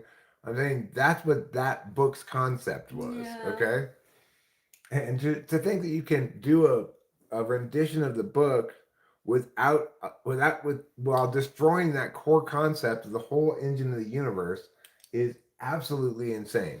Well, okay, so I'm not a. I've never read Wuthering Heights, but a lot of people who have read the book and were most upset with the casting of Jacob Elordi, who's a white Australian dude, as Heathcliff because one of the main themes of Wuthering Heights is um, racism and how it affected your life in the mid 1800s. So Heathcliff is described as darker than the rest of the characters purposely so that it shows that imbalance of power during that time. So a lot of people are like fucking pissed that they had like a conventionally handsome dude play a role that was like meant not meant to be. Well, I saw this great Ricky Gervais comedy thing where he said people were upset because they hired a not disabled person to play Stephen Hawking in the movie by Stephen Hawking. Mm-hmm. He said, what makes more sense? To hire a person who can walk because in half the movie, in the beginning of the movie, Stephen Hawking can still walk. Oh. So you hire an actor who can walk to walk and then pretend to be disabled, or hire a disabled actor to be disabled and pretend to walk. Funny. He's funny. Yeah. I heard this other hilarious joke of his today. It's like Peter Dinklage was kind of Cameron very, very upset today about the ongoing productions of Snow White and the Seven Dwarfs. It's fucking demeaning, he said. He wasn't happy. He was grumpy.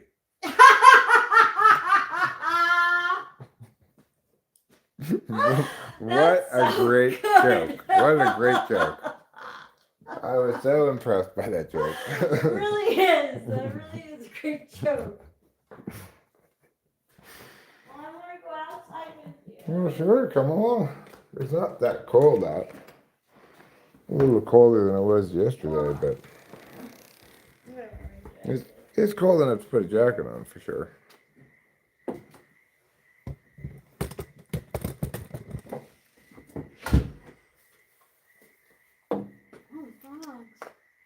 Yep.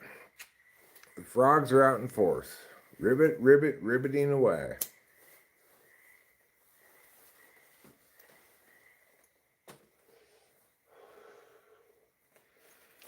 I feel like it's also an effect of old ideas making it harder to generate new ideas. I don't think that has anything to do with anything.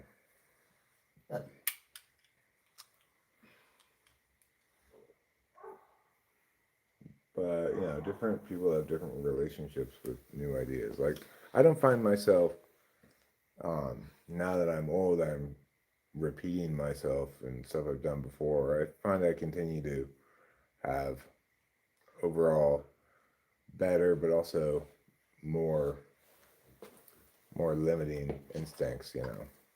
So, I had this art teacher who basically was like,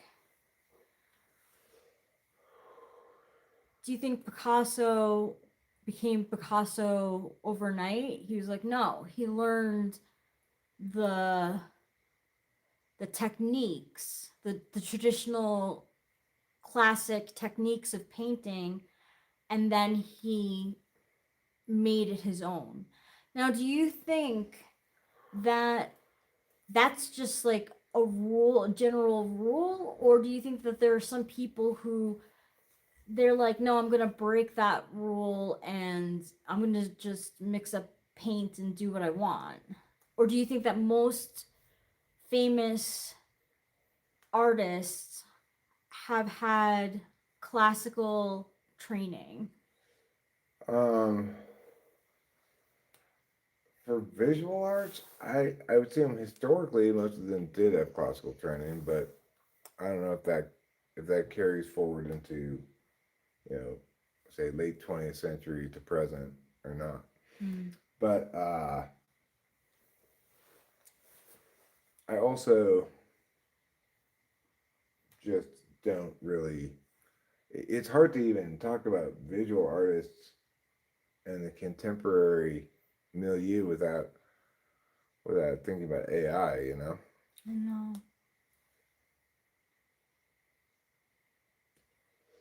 Because I don't think that humans can necessarily make better images than AI can. Not anymore. It's still the case that people can make better music than AI can, but I don't know if that's forever or not. I would hope it was forever, because it seems like music has some kind of inspiration linked to time, and that's nothing good comes of just randomness. Well, I don't like AI movies. So Logan Paul put out a movie, like a short with his brother, and it's all AI. And I hated it. But it looked real. Like some of it still didn't, like his face, like in the shading. I was like, something's up. That's weird. Before, like, I learned that it was all AI. But yeah, they made a movie, and it's all AI. There's no plot. There's basically no writing. It's all action, but So they just told an AI, like, show these guys fighting and jumping over something. And yeah. interesting. But it ends up looking really corny. It's corny. I'm sure it is. I mean, you can't ultimately have good ideas without having good ideas, you know? Yeah.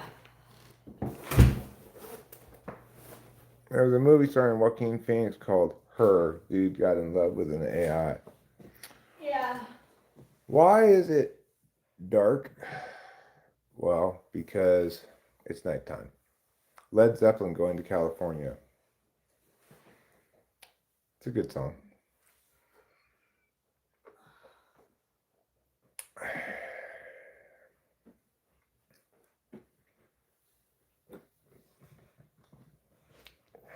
Well, I liked that movie too. He was sad. I thought it was sad. But Scarlett Johansson was the voice of the AI. If anyone could do weepy, it's definitely Joaquin Phoenix. yeah. Hi, Alec T. Hi, Alex. Hi, Keisha. Hi, Keisha.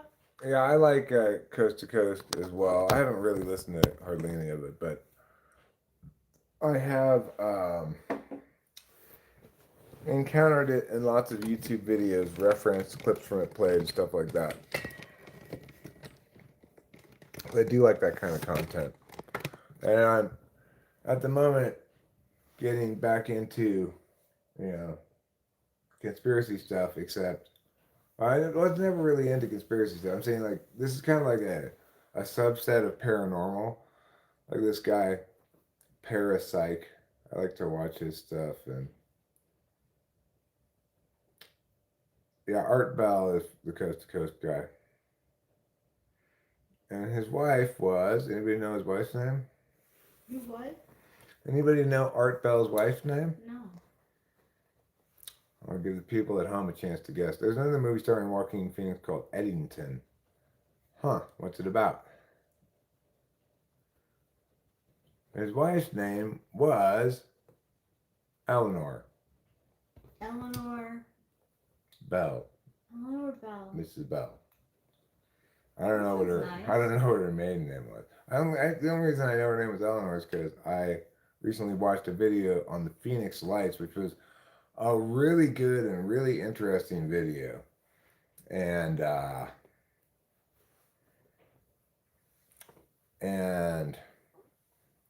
they played clips of that show in that video. Yes, Alex T. I remember the most, the first scene of him first talking to the AI and liking it and being like, oh, like curious about it. And then I also like think about the moments in the film where the protagonist is like thinking back on his like relationship that he had with a human, and I just remember being like, oh my gosh, like it's just so much more real. Eric, remember I made you watch The Artifice Girl and you said it was the best movie? I don't really remember it, the movie. I remember you recommending one thing that I watched that I did like a lot. Oh, interesting. Oh yeah, I don't remember. I didn't remember that. Wow, good memory, Alec T. I wonder if he is an INFP. He could be. He was pretty like, I don't know. Do you have to be such a kitty on the chair all the I time? know, Capio. You're so sweet. We don't want to be. Come here. Okay, baby. I'll give you pets.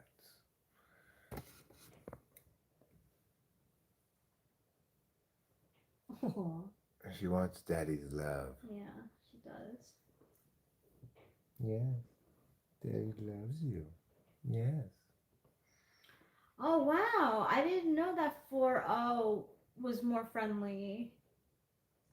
I wish they kept that. Why not have a friendly AI?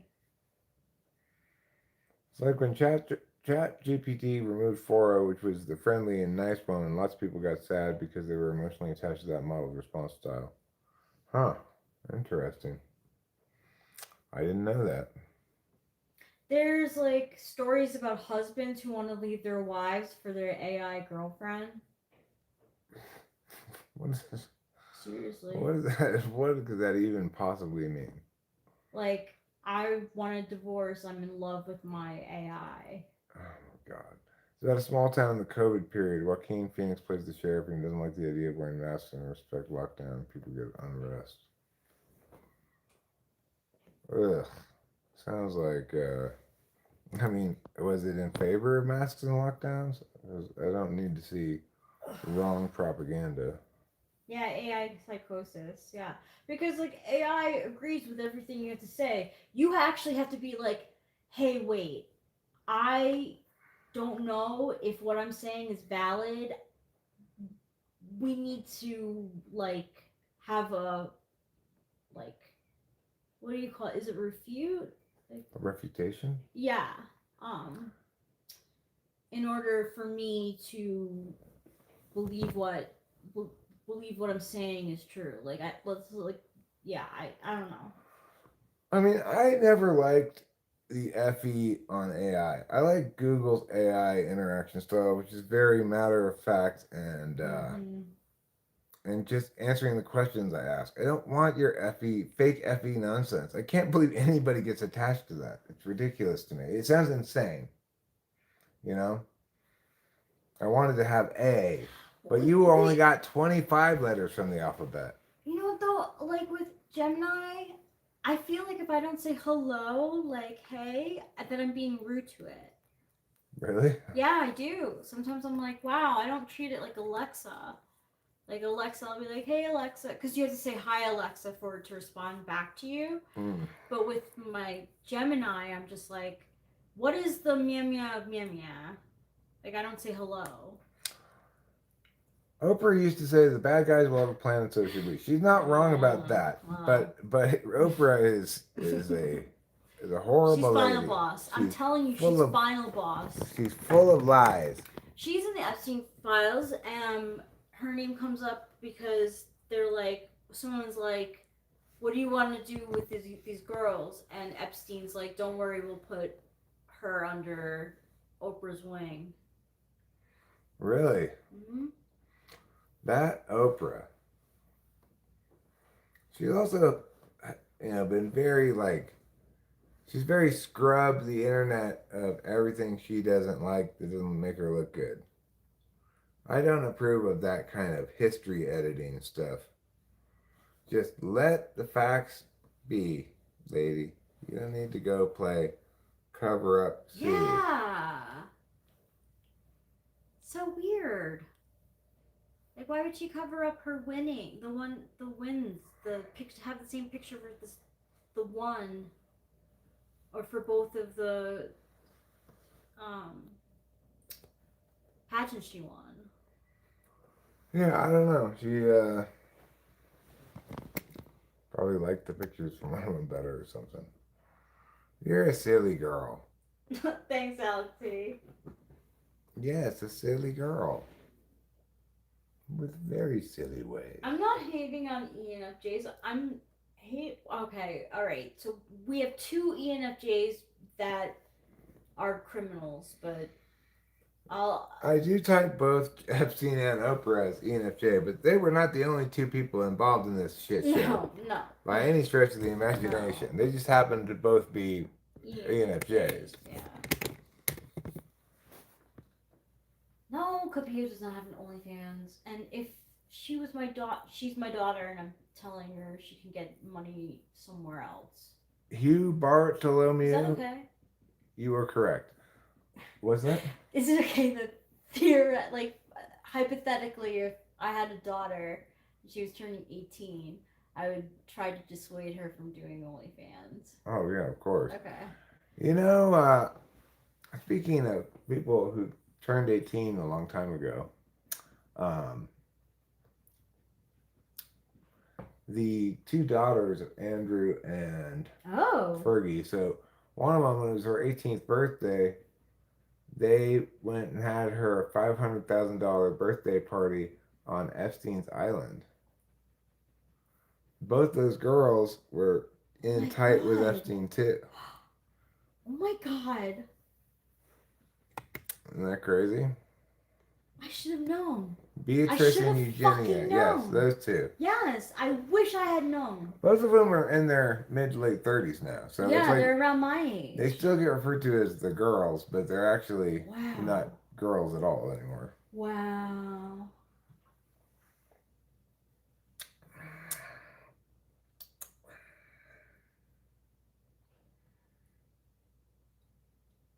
I mean, I had a white collar crime creepy uncle, but like my mom was always never liked him and like would say like I She'd say, "Get out of here, yeah, you!" like yeah, and she'd tell us like, be careful, or like, I don't like the way that he treats so like blah blah blah, like so like we knew he was a bad dude. I guess if both your parents don't think that Jeffrey Epstein is a bad guy, maybe you don't either. I'm so fucked up by this. I'm drinking Corona non-alcoholic. I read that Fergie persuaded Epstein to give her goddaughter an administrative job, like we believe that, and that in the email she wrote, "She's over to you now," and that the goddaughter turned down the job. I wonder if anyone made OnlyFans for their pet, like a celebrity could make good money with a pet OnlyFans. Possibly.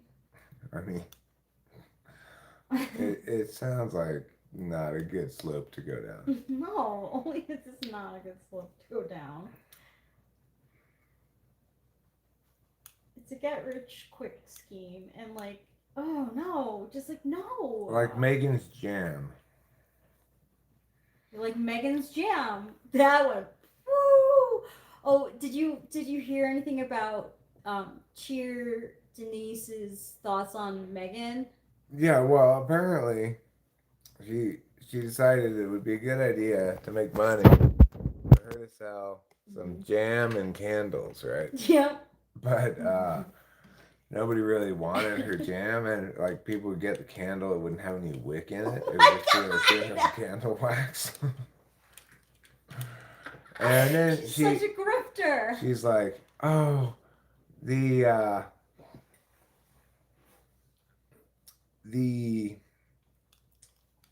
this jam, people love it so much. It's so a lot of things have sold out, but then there various people like check the veracity of that in various ways, and she actually had like tens of thousands of every one of the jams in stock. Like they put like 40,000 jams in their shopping cart, and it said, "Sorry, we only have like 20,000 jams available of this flavor." Really? Yeah, that's a pretty clever way to figure out how much she actually had in stock. Yeah, as ever. You were watching Epstein's interview. Dude was so smart. Dude was very successfully manipulative with his FE&I. Would not have fooled me because ENFJs can't fool me. Well, because you're the supervisor. Yeah. Or beneficiary. You're your benefactor. I'm the benefactor. Yeah. So you. What time is it there? Do you guys drink coffee late at night? It is 7:30, and I'm currently drinking cold coffee. Now that you mention it, I think I would like to make a cup of coffee. Oh. Shit. Oh man, what was I gonna say? I don't know. You want to keep this or no, hold that I'll thought? Okay. So yeah, her jam and candle business is just it's basically a joke. Oh, her Meghan Markle on Drew Barrymore's show, so funny. She kept on correcting Drew Barrymore because instead of saying raspberry spread, she would say raspberry jam. And Megan would be like, it's not jam. Oh my it's God, spread. Megan. French raspberries? Job. Yeah. And then Meghan Markle would be like, actually, like so like condescending, like, actually it's spread because spread is half the sugar of what Jam. is in jam. You know, like woman. I wonder if her spread really has half the sugar of jam, and she's just pulling shit out of her ass. She probably is. Yeah, that lady is pretty insufferable, and so apparently was Fergie. You know, Yes, she seemed to be. she was a crazy spendthrift, and as much of a whore as her husband. She was her and Kris Jenner. Well, oh, it's so gross. It's so gross. Yeah, and she this is email that she sent to Jeffrey Epstein. So she did this interview where she was like, Jeffrey Epstein is a predator and a horrible person, and I condemn all of his bad behavior. And then, like, right after she did the interview, she sent him an email saying, like, I'm so sorry I said those things about you.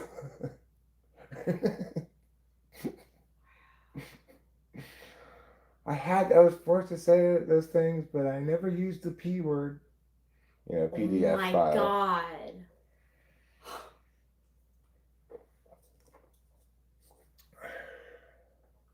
Like it's just like boom and then boom and then boom. Well, apparently Harry and Meghan are trying to get back in the good graces. Yeah, they are. Of the royal family. Yeah. So what? But and their goal is to attempt this by sort of the grandchildren. But as somebody pointed out, that's probably not even Prince. I want to call him Prince Charles. King Charles is actual biological kid. Yeah. He probably has no biological relation to Yeah. the grandchild at all. Although the grandchildren are they are related by Diana. Yes. Yes. In relation to that.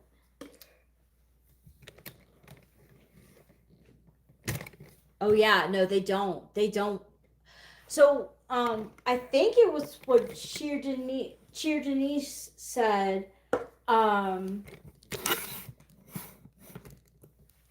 Was that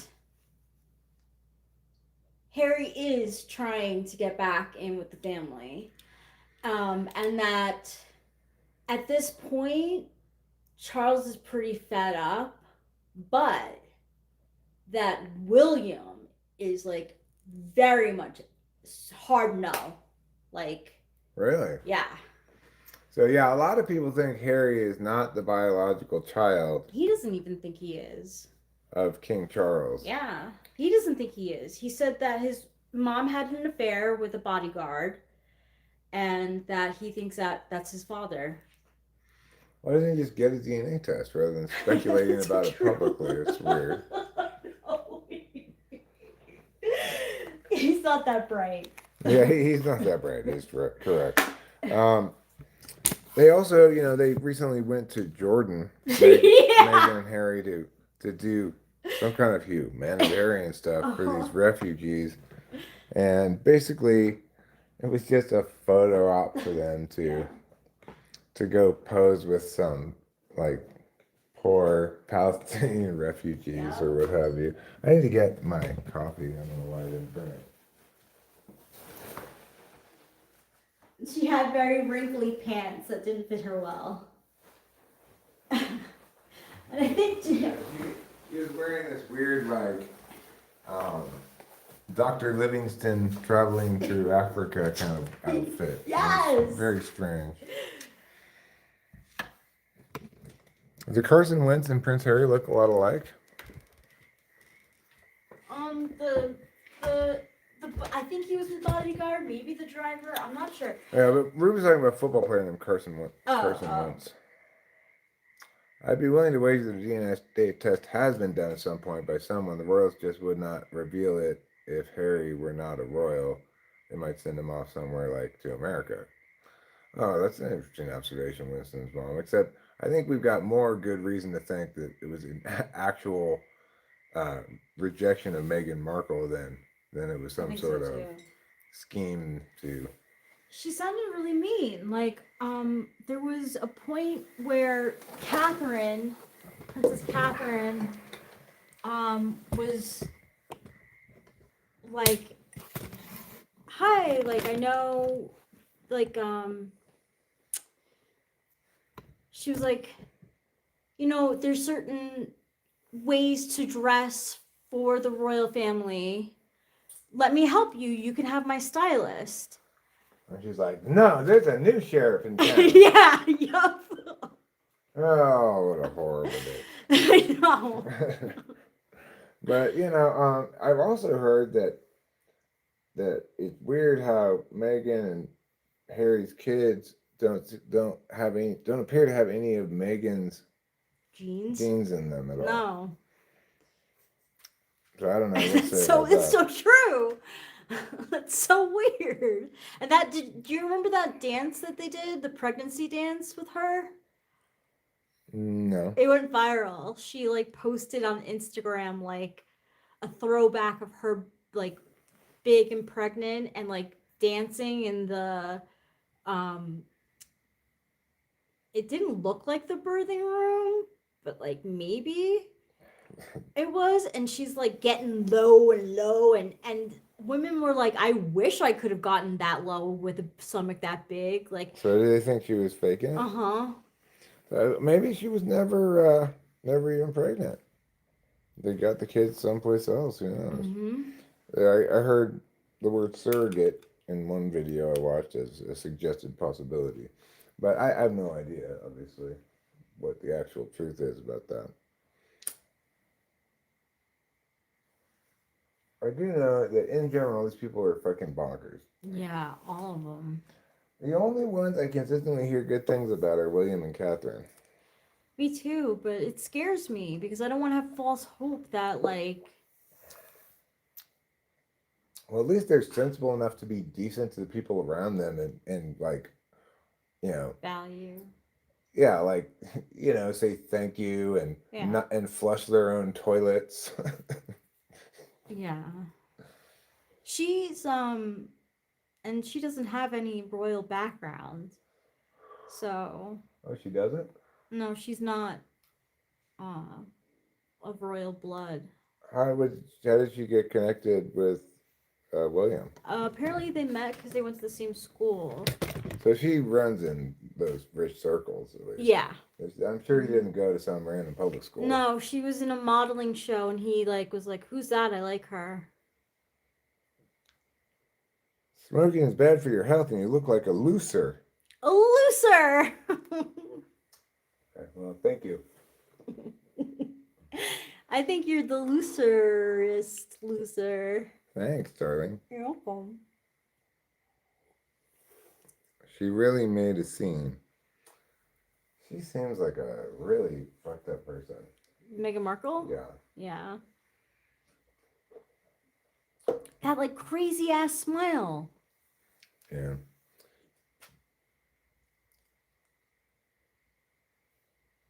Yeah, I ignored the ridiculous dog stuff.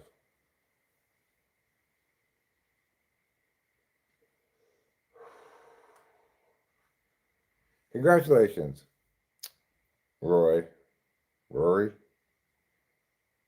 You got a response.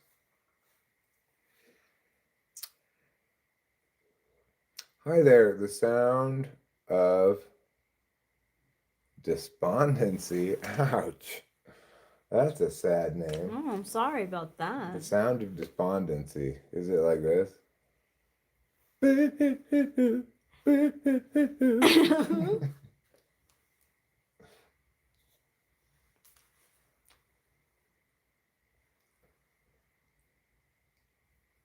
So yeah, Catherine seems to have adjusted to the life of being a royal pretty well. She had to go through hell, apparently. And from what everybody says, William is has always been quite disapproving of things that, like, he's a bit of a prude. It sounds like, but I don't know. I That's think a good thing. that is a good thing. I Yeah. think he is approved. Yeah, they success some like they type him as ISTJ. I don't know how Really? true that is, but Yeah, it's hard to say with people like that. yeah. It's really hard to type people like that. From what everybody says, William is a honky tonk guy. Oh, because he likes honky tonk piano?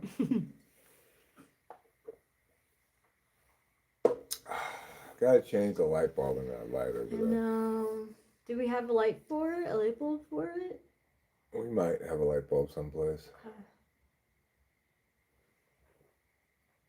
Oh, just his energy in general is honky tonk. I'm not sure what that would look like, really.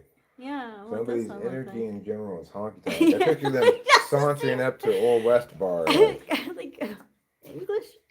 Yeah, yes! Give me a whiskey. Wanna gamble?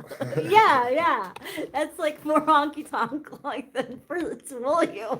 Except do that in an English accent, I should have done it. Give me a whiskey. Oh, whiskey.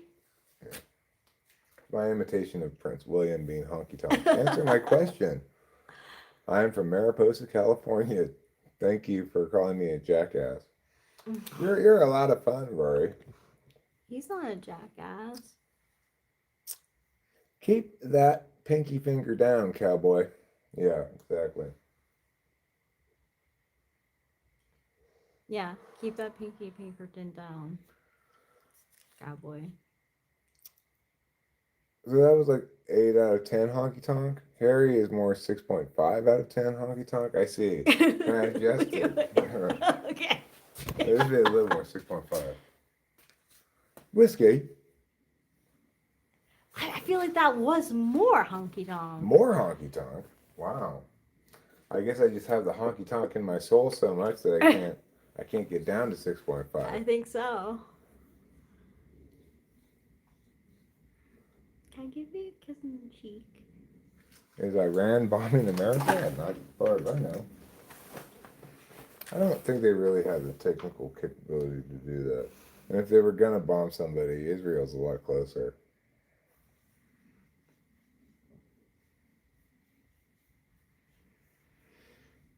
To Iran. Not to us, obviously.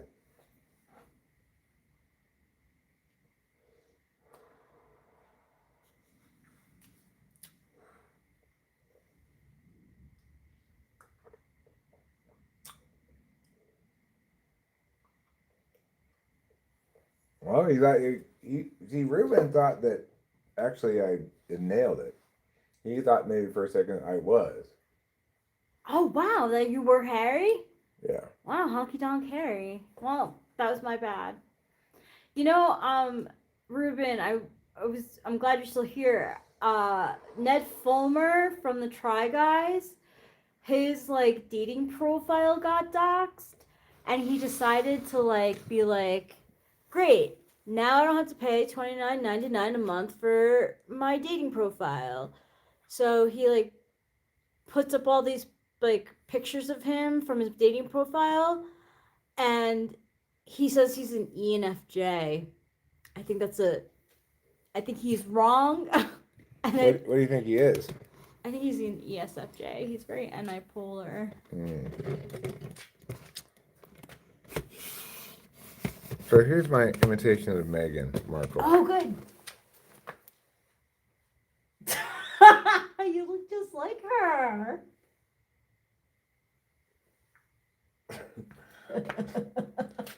She's such a weirdo robot. Yeah, she is. She's always got the same style.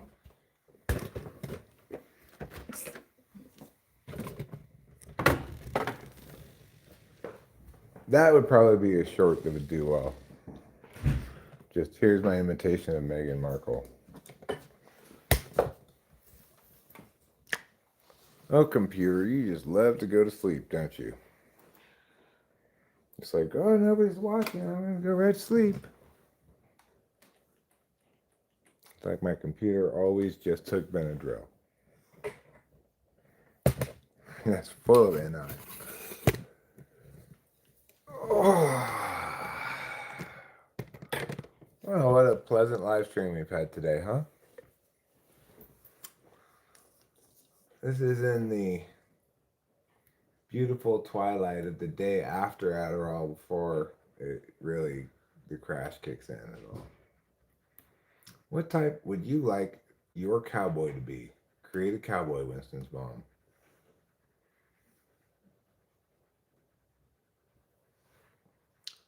She's gonna go very pale with 6 freckles, 3 on each cheekbone, a broad rimmed hat,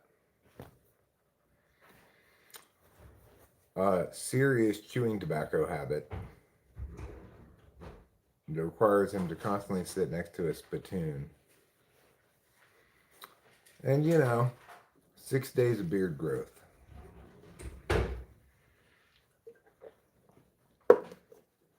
Bow-legged because he's riding his horse so much, of course. Deadly with a 6-shooter. A propensity for carousing, and sometimes for shooting his gun into the air when good things happen. We crossed the Rio Grande! Like that. He's always celebrating every time they cross the Rio Grande. That's one of the more challenging aspects of the cattle drive, is getting them across the Rio Grande.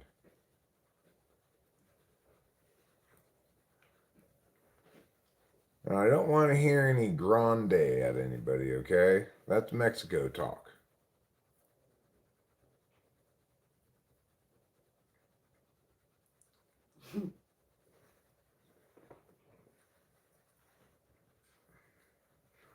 We didn't win that battle at the Alamo for nothing. What? You have to remember We it. lost that battle?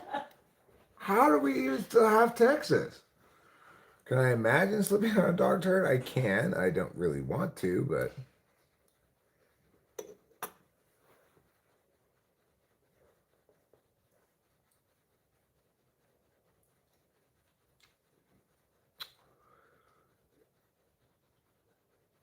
His name's Bill Burton, Winston's mom's dream cowboy.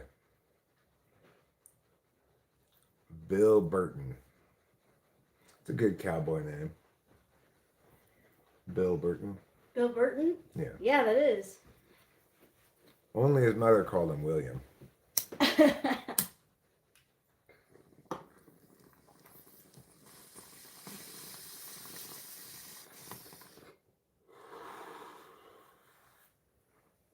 Yes, he was briefly associated with a group of outlaws called the Bill Burton Gang.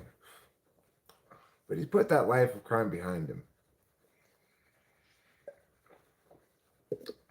Now he's just a working cowpoke, moving cows from Texas, briefly into Mexico, then back across the Rio Grande into Texas again.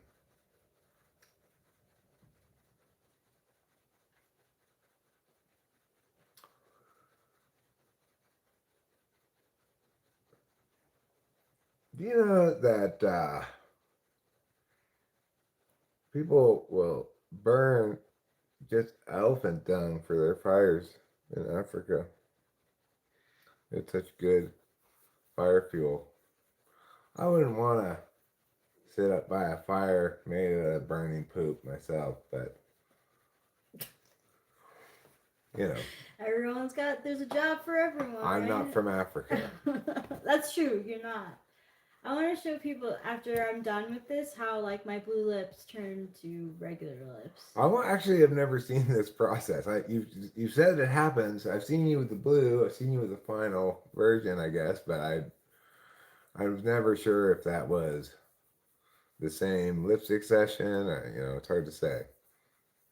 Thanks for indulging me. I appreciate it. No, I'm interested. See, I think people will be interested in this. When I first saw it, I was like, wow, you never get such dark lipstick as that. Mm-hmm. Am I a loser for not wearing blue lipstick? You think you should venture into it? I think you should do whatever you want, darling. Thanks. My dream cowboy would be a professor who discovered they love horses and ranching and knows the fun of McClintock. Bear McClintock Lasso is his name. Oh, what a convenient last name for a, a prospective cowboy, a burgeoning cowboy, McClintock? a late arriving cowboy.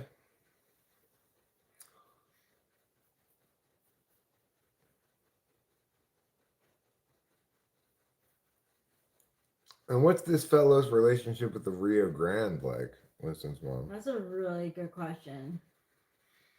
You have to have like Some kind of relationship Yeah. with the Rio Grande. Mm-hmm. How about beans? You gotta have a relationship with beans too, right? Beans and salt pork, mostly what they're going to be eating on the cattle drive. Mm.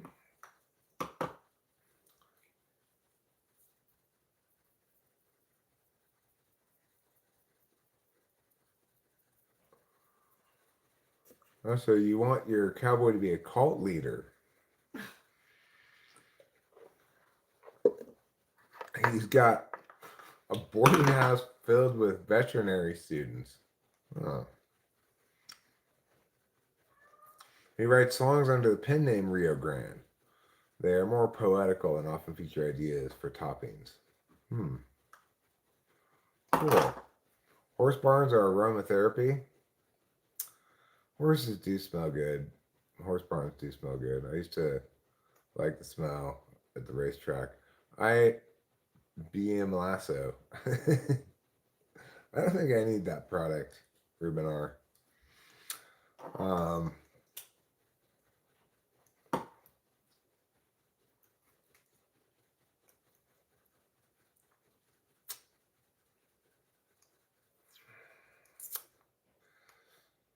So, there's something I said at the very beginning of the stream that I actually was wanted to express clearly. That I thought was an interesting thing to think about. So, I realized at some point yesterday or this morning that Christianity is very TIFI. Like, it's about individual responsibility and treating people justly and fairly and not violating their negative rights on the one hand, and it's about forgiveness on the other hand. So it's very consistent with my TI tool FI polar self, because I do ultimately uphold FI as a higher value than TI because it's an absolute value. And yet, I also am going to operate in the world in accordance with TI perspectives because it's my tool function. Now, the question then becomes, am I projecting this frame of reference onto Christianity? Am I attracted to Christianity because it's consistent with my frame of reference? Or, I guess those are the only two real possibilities. I could be wrong about, well, I guess that's projecting it onto Christianity. Or, attracted to it because it's that way. Your forehead is dehydrated, sir. Preach the Lord. We should cheers with the waiter. Oops. Saloon owner. Makes more sense to cheer with a saloon owner than it does a salon owner.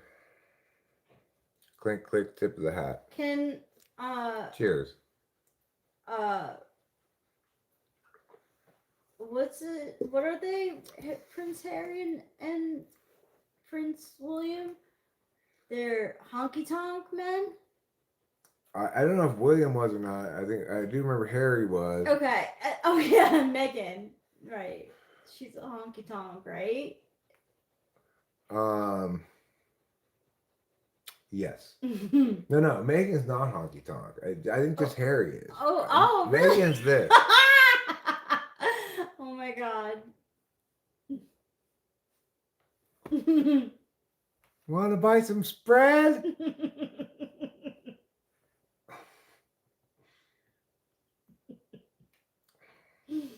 We only have 20,000 though, even though there's more.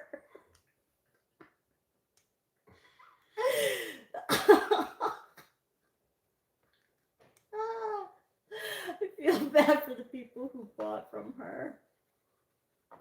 So Tyrell says I'm projecting out of Christianity to a degree. All interpretation projects some frame, right? But it's also conceivable that a frame of reference, like a religion, say Christianity or Islam, would align more precisely or correctly or easily with certain frames of reference than others, right? Like Islam seems very TESE to me. You're supposed to do a bunch of things a specific way for just because that's what it says.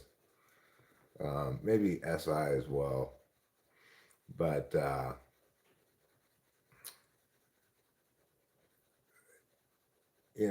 so maybe I am projecting onto it to some extent. My interpretation of Christianity may be an expression of my frame preference, and it might be exclusive of other people's interpretations of Christianity that focus on, say, evangelism or things other than what I focus on. I But it's also the case that it naturally fits there.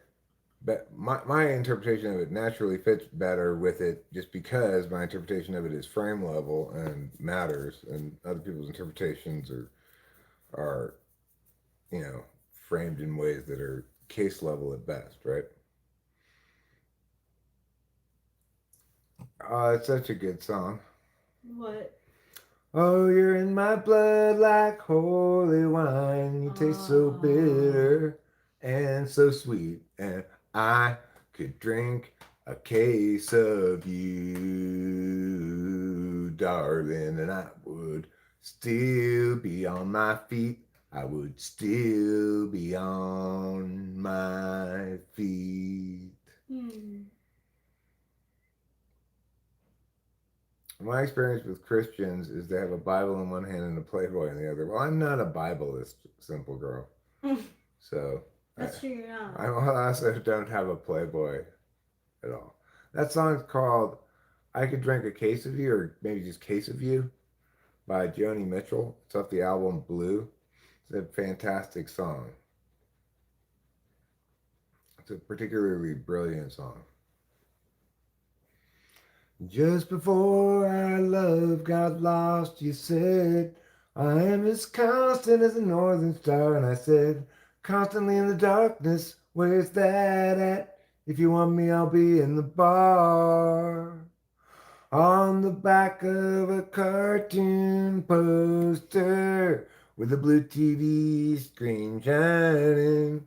I drew a map of Canada. Oh, Canada, with your face sketched on it twice. And then the part that Show Media put comes next. When I see people walking around at night, I think, go home. Hold me now, I'm 6 feet under. Seems T.I., from my understanding, would not contemplate any specific religion. Well, I mean, I think propensity for like faith-based relationships, faith-based kind of frames of reference. Uh, I I I would not have ended up having any faith frame probably if I didn't develop one when I was quitting drinking. I certainly was not inclined towards thinking there was anything to be had or found in that was useful. I like the idea that there's like someone we can pray to. Yeah. And look up to, you know. It's a great NI way of putting it. Who's better at typing, Mercer or C.S. Joseph? I don't know who Mercer is, and C.S. Joseph is just, it's like there's no. I mean, there's to some extent there is more and less wrong ways of typing, but but actually it's like there's the correct way of typing people and failures to uphold that.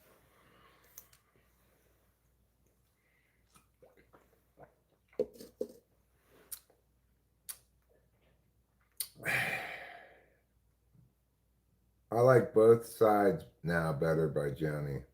Both Sides Now? I don't know that song. Or are you saying you like. Sad. Is it? Mm-hmm.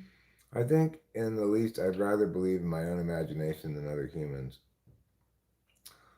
Well, the thing is, Casey Jones, even though I am a Christian, I also am very TI sound in my articulation of everything about it. Like, rather than thinking that I can win the argument about God's existence, I correctly understand that a faith based behavior isn't something you argue about. The book was Frida McFadden, The Intruder. That's the book I listened to for 10 hours. I don't know who Mercer is, so Mercer.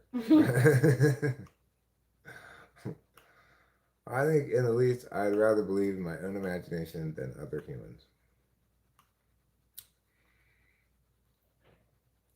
It's a good advertisement song for a non-alcoholic beer. I could drink a case of you and I'd still be on my feet. You make a good point there, show media. That is. But I'd be so full of non-alcoholic beer. I'd just be peeing constantly.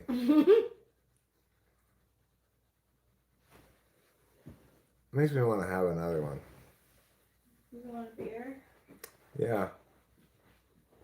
You know what? You can give me the last Coors. Coors? I'll be. Oh, yeah, I forgot to show your lips. It's. But we didn't need to show them before. Oh yeah, I didn't show them before. Hold on, I'll be right there. Okay.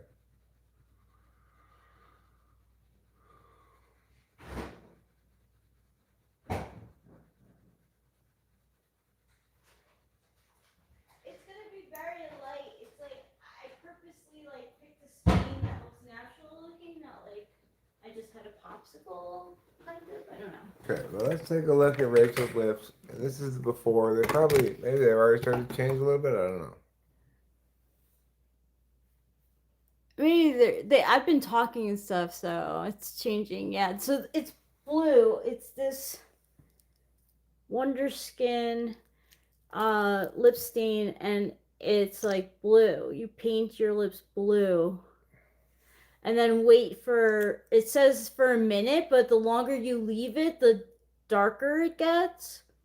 So I left it on for 16 minutes. Hair looks so dry. In October.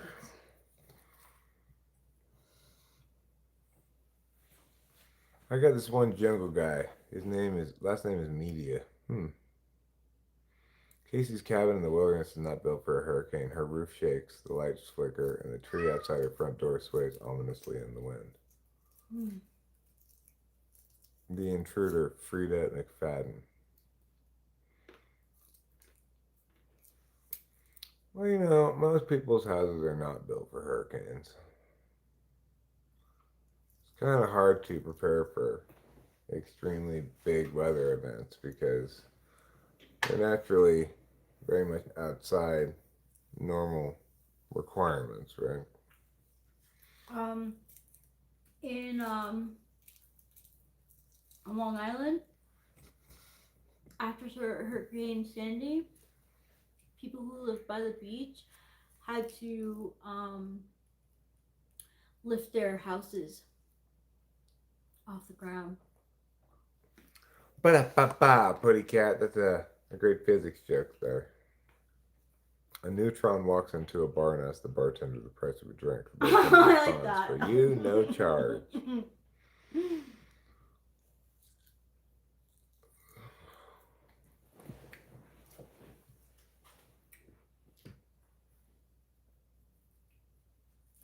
Hold me now.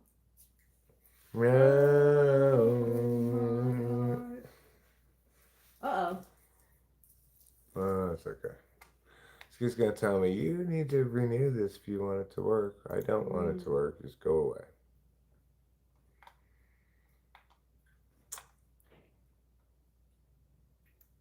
Multiple Kindle best-selling psychological thrillers and medical humor novels. Medical humor, huh? So you've got a brain injury. That doesn't mean it can't be hilarious.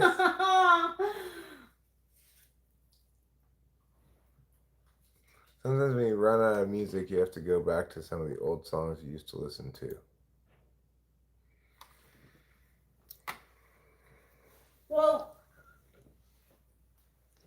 I sort of get that, y'all. Like, it's not that I've run out of music. I mean, I have. Like, I've had times where there was no new music, so I went back to, like, the Beatles. It would always be, like, the Beatles. Mm-hmm. But, like, I feel like that, like, with, like, entertainment, like, I've been really, like, I've said this before, like, I have been disappointed in the shows and the movies that I've seen recently, so I went back to, like, an old show, like, for like, comfort food, basically. Yeah. So this link I clicked when I went to Google News about the common thing that improves your chance of not getting dementia was actually listen to or play music Really? often. We So should do that more. I mean, it's true. I don't always listen to or play music, but we do listen to and play music a fair amount. In the car, we do. Yeah, and I often will play music during live streams, you know. Mm-hmm. I mean, I don't mean to joke about a serious subject, but, like, even say it. But I will say that having SIA, my memory sucks. Like, Yeah, well, yeah. Regardless, it's good to prevent cognitive decline. yeah, I definitely. I don't think I'm particularly at risk for it, but my mom had it. My grandma had it. I'm particularly alert to it because I saw my mom go through it, and I really don't want it to happen to me. Yeah, I feel the same. Do I have better SI than you and Rachel? I have no idea. Yeah, there's no. Thanks, simple girl.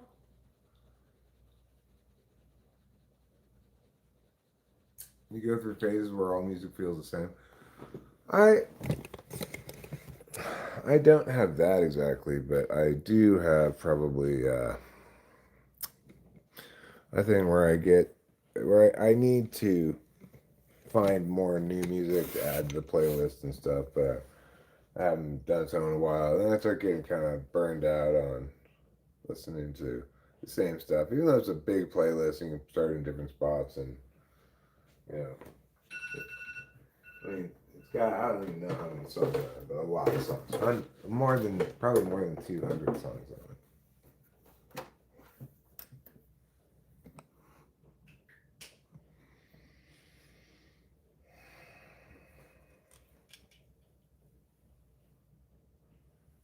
Let's see. What kind of beat do we want? Do we want an R&B beat? Let's give it a shot. This one's called Soul.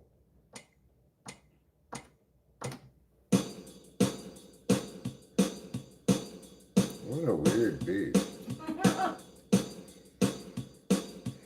Let's see.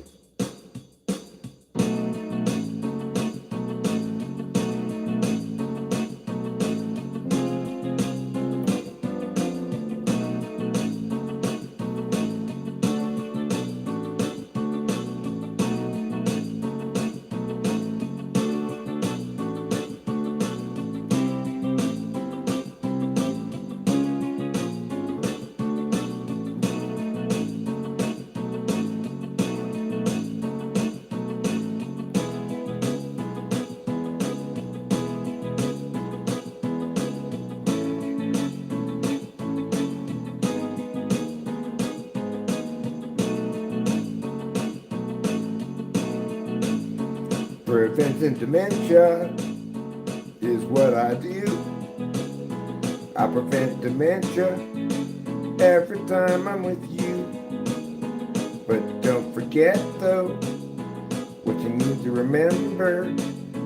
If you do, perhaps you've got dementia this December. And if you don't want dementia, you better play this song. This is how you prevent dementia, you better sing along.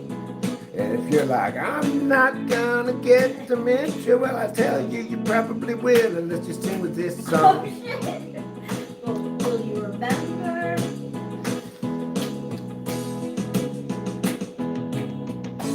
I remember everything now that I've begun to sing, 'cause that's how you prevent dementia. Don't matter whether your name is Jose or your name is Ting, there's only one way to prevent dementia, and that is to sing this song. Prevent dementia every day. Sing this song while you're on your way to work.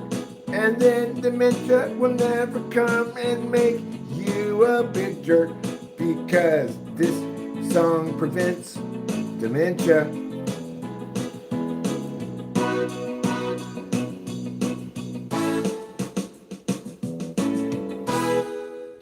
I promise that if you get dementia, I'll be like Adam Sandler. Okay, well, obviously, based on me just playing that song, I have prevented dementia. So the thing is, Gil, it's incorrect to measure the strength of a function. Functions are conscribed in specific ways based on where their slot is, because that's implied by the like possible attentional space being occupied by the dominant second function in certain ways, right? So strength and weakness is the wrong way to look at it, because that's not how things operate. The only way you can evaluate things in terms of strength and weakness is by saying that you can, say, calculate the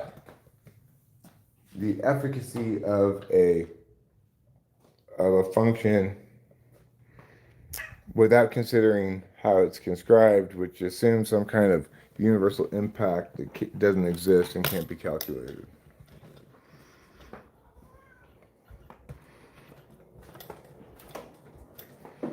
So there you have it.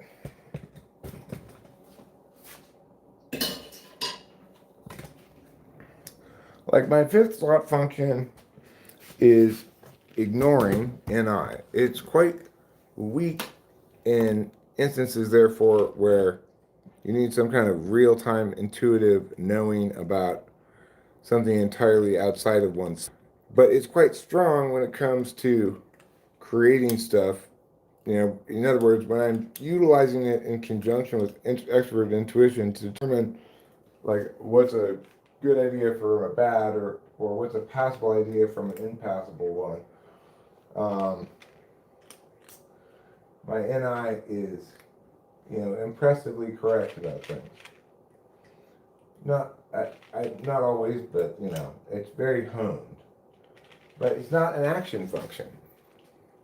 So I'm utilizing it as it not as naturally is, because it gets framed through my dominant action function.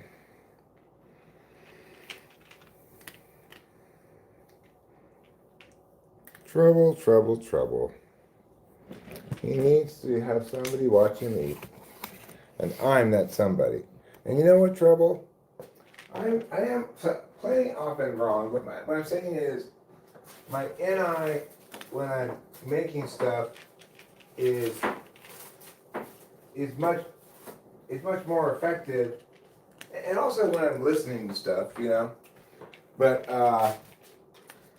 that's not the kind of function that NI naturally is, so to speak, in its relationship with SE, for example, which is a timing thing, knowing when to pull the trigger and pulling the trigger accordingly. And I'm actually very terrible at that. I'm the opposite of right about that, because my SE is 8th.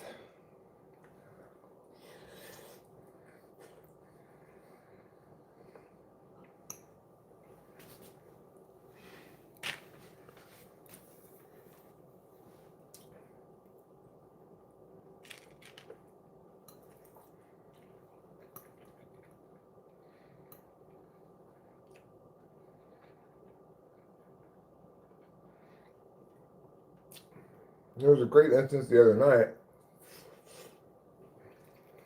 I like it when this stuff happens because it gives me a chance to respond to stuff like you're saying, where Pussycat was absolutely right and I was totally wrong about this math question. But like I said to him at the time, the reason you were currently wrong, Pussycat, is you have not made arguments that are convincing about the thing. Then he did make an argument that was convincing about it, and all of a sudden, guess what? He was right and I was wrong. That's how it works.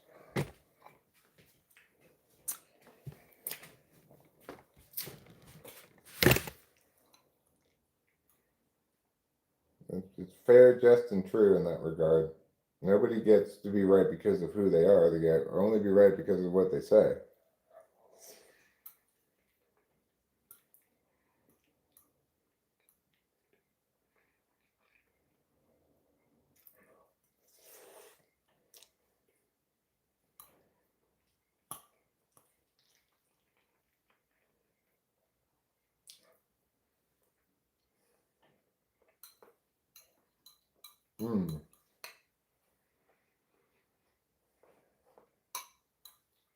Delicious.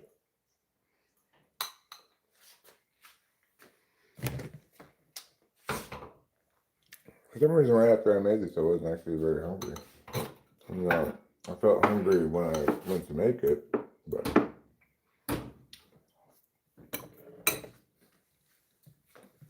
that's the nice thing about leaving your leftovers out. A lot of people be like, Yeah. "No, Eric, put your leftovers in the refrigerator." Mm-hmm.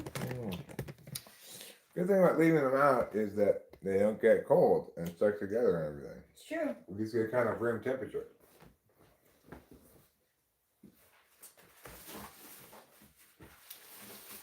Thank you. You're welcome. I don't want to forget to complete my chores here while I'm live streaming. I've only done half of my chores. Do you believe the different chemical psychological states can temporarily alter or distort one's type? I think it can alter or distort one's relationship with certain functions. It may be predictable by the slot. Like, for example,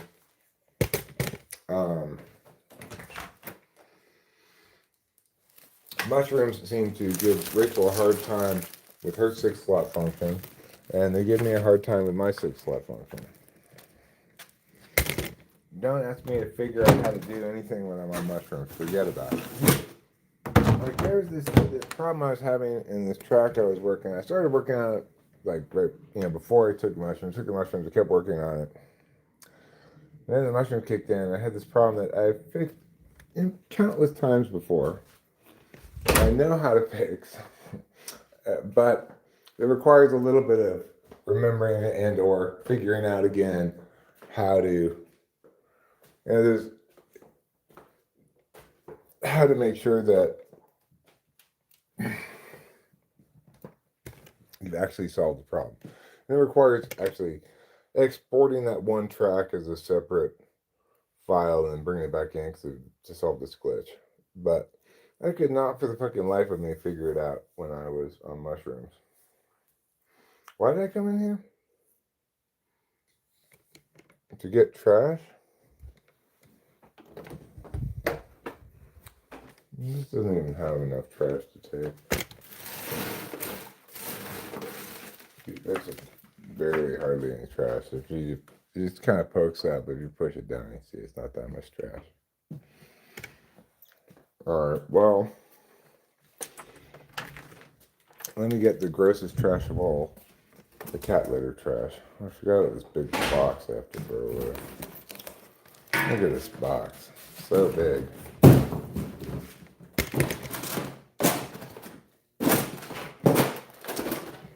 Cardboard. I moved it inside before it rained, back when it was raining, because obviously I didn't want to deal with a wet cardboard box.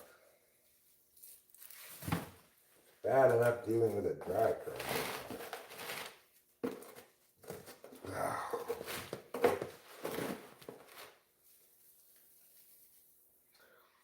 I hate it when we have weather, because when the weather's good, cats often would go to the bathroom outside.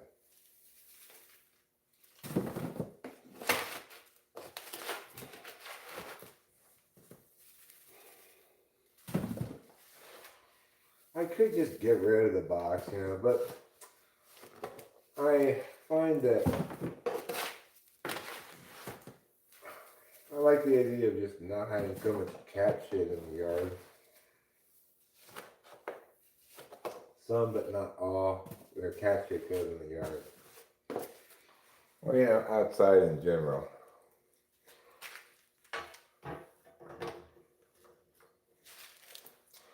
Okay.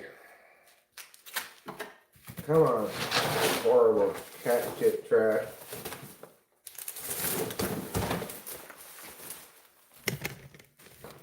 Horrible cat shit trash. It's time to go outside.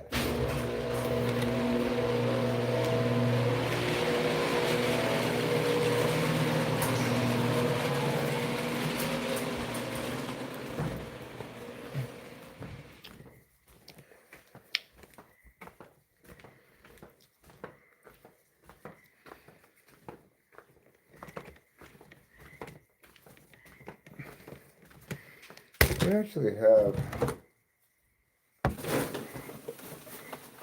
a surprising amount of room.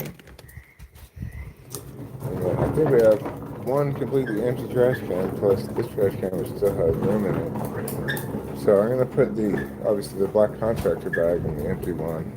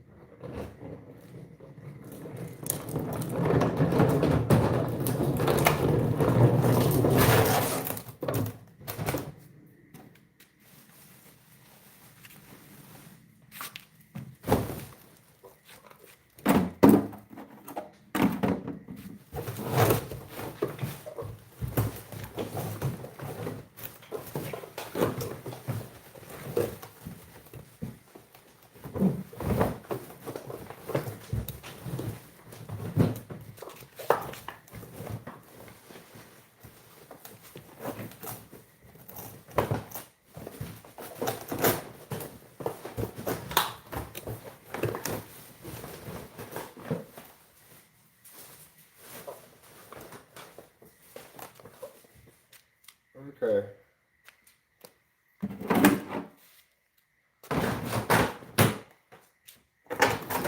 Alright, so we've got this trash can that is full of this black contractor bag. I'm going to take it up to the street. And you're not really going to be able to see anything. But you'll be able to hear something.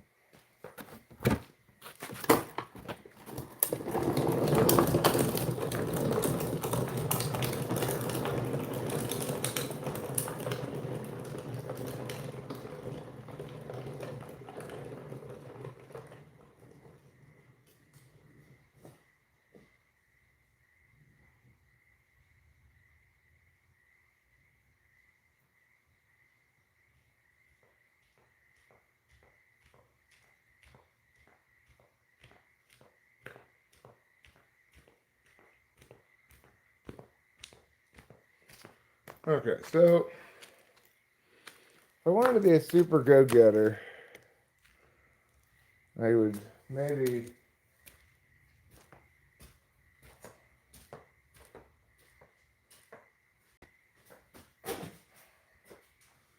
this can go in there. Maybe have a couple other things that could go in there.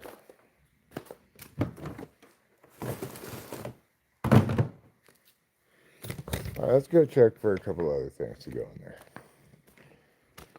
Ah, trash can, thanks. It's got the cat poop in it. Nobody wants a big bag of cat poop. Nobody wants my big bag of poo.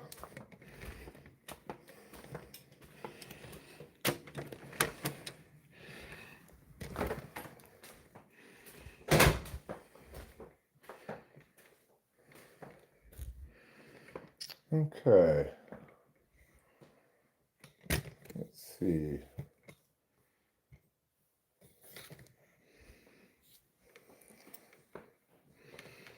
I'm going to wash my hands.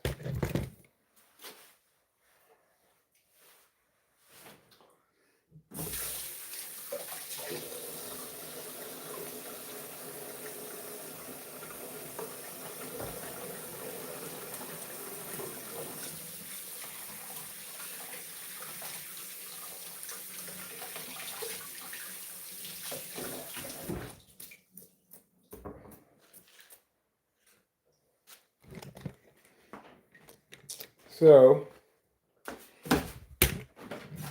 this can go in the trash.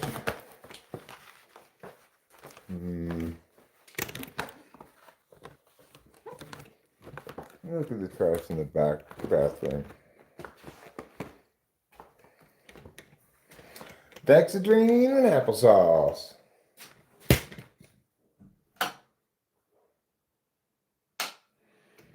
You know, they say Popeye got strong by eating spinach, but really, it was because the spinach was full of dexedrine.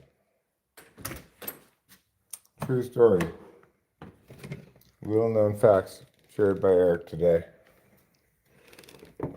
Alright, we have got our fourth and final trash can ready to do its duty by going up to the street where it belongs, where it lives.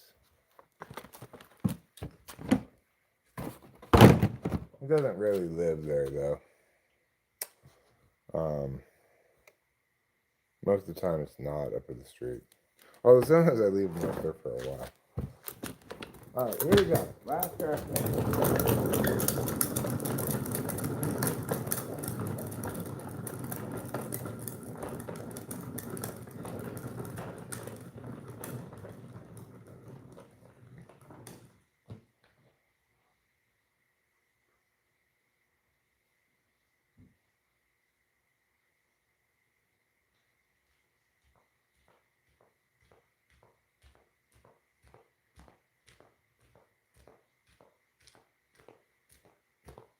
I entitled this episode Triumph of the Trash Putter.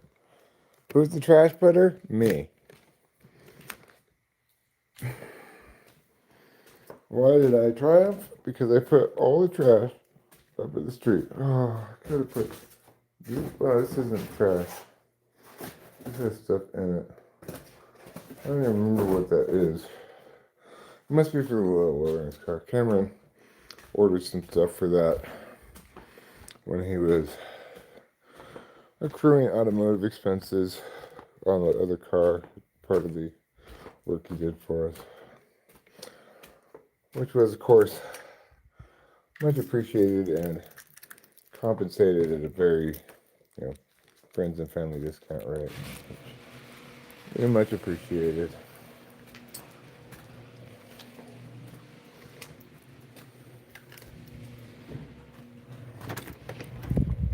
Okay, we did it. We took out all 4 of the trash cans to the street. Now we don't have, thank you. Now we don't have to know the pain of, oh no, I forgot to take the trash out. That's a painful moment, let me tell you. Whew. The moment I've had twice, I believe, since we switched to every other week trash. What about it? I think I've missed it on 2 different occasions since we switched. That's not so bad. That's not too bad, but it's enough to make me know the pain of it full well.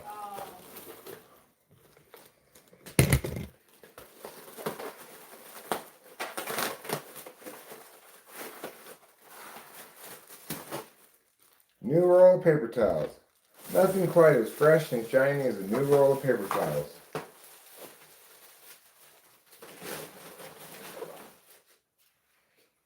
Next time you're thinking, oh, I need to switch it up in my life. Maybe I should get a different haircut. Instead, consider opening a new roll of paper towels. So Rachel's lips are still blue. I think at some point here we're going to see the big reveal. Supposed to leave them on for 1 minute. She's left them on for 16 minutes. Maybe longer, I'm not sure. Yeah, longer. Are you sure it's safe? Are you sure it's safe to just leave it on forever? What? Are you sure it's safe to just leave it on indefinitely? Yeah. It's like cruelty-free, vegan. Like, I can have my lips blue all day. I know.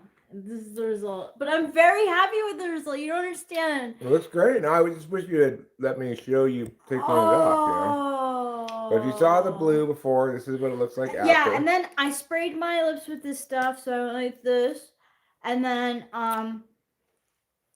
the blue stuff came off on the towel. Look at that. Magical color changing lipstick. Yeah, it's fun. Starts off blue, ends up red. Thanks, simple girl. And it's supposed to be like last like all day, and you can put like a lipstick, like lip gloss on it too, if you want it to be glossy. And it's supposed to be, yeah, it's a lip stain. I've come to realize that I really like lip stains. I like lipsticks, but I want them to stay long. And like the happy in between is a lip stain. Finding a right lip stain is like kind of tricky. This is a blading. The blue is like a blading. They call it blading, and then it stains. It's a little bit more expensive. This though, this is Elf lip stain. I think it's like, it's cheap. It's drugstore. I think it was $5, and it does a good job too. It's just that I've been looking for a light pink like this, and it's hard to find. It's hard to find lip stains that aren't too like punchy colored. Well, you know, my lips have gotten the exact right color right out the gate, and they've remained the exact right color. They are. You're so lucky. So that's why I don't need any lipstick. But you know, I guess not everybody is as lucky with their naturally red lips as me. You do have They're red so lips. red, yeah. It's like a fire engine on my face. They kind of ebb and flow in their severity on meds. Well. Yeah, lipsticks can dry out the lips.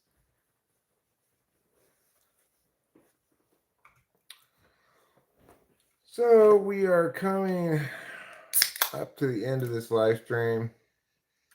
We prevented dementia today.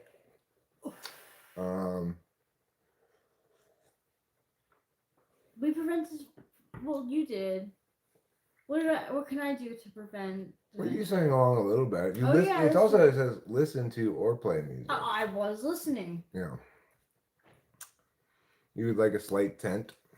Then simple girl, this is it's called you can get it on Amazon, Wonder Skin, and it's the shade XOXO. Wonder Skin XOXO. Yeah, Wonder Skin XOXO. That stands for kiss, hug, kiss, hug. Yeah. That's what I like to do with you. Thanks, darling. You're welcome. I see the chat is uploading again on your uploads for live streams, GP. I didn't know it wasn't. Me neither. Good to know, though.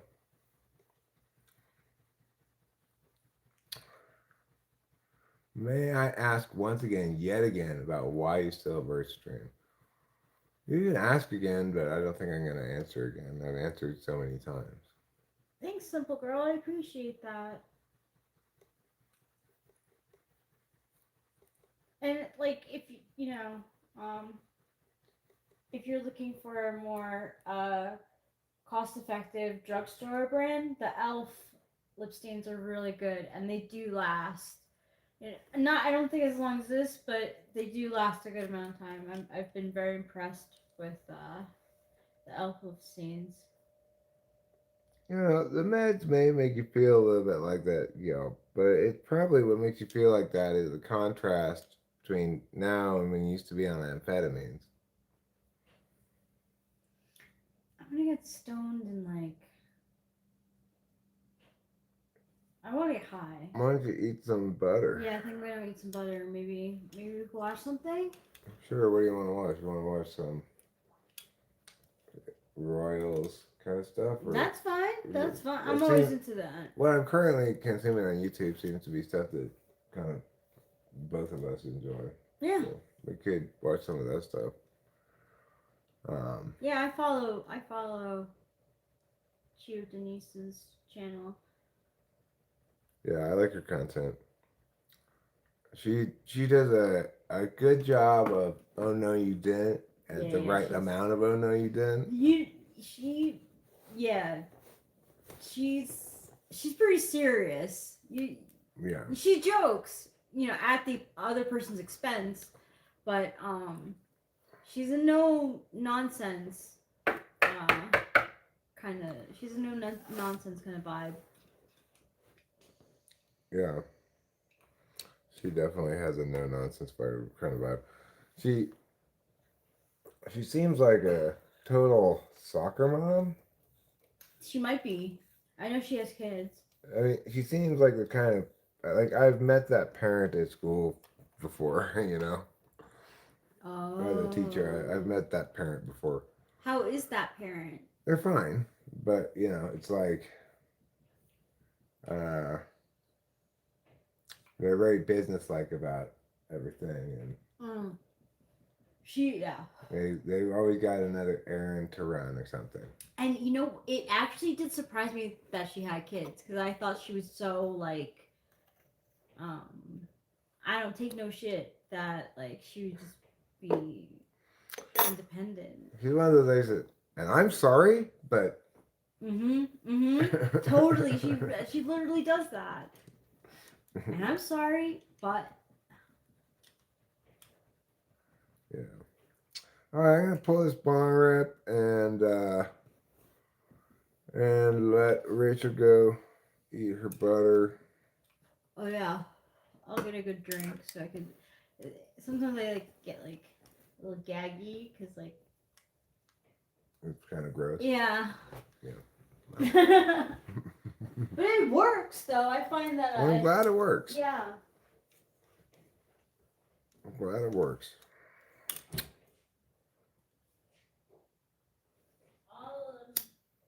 Brennan's coming home tomorrow, right?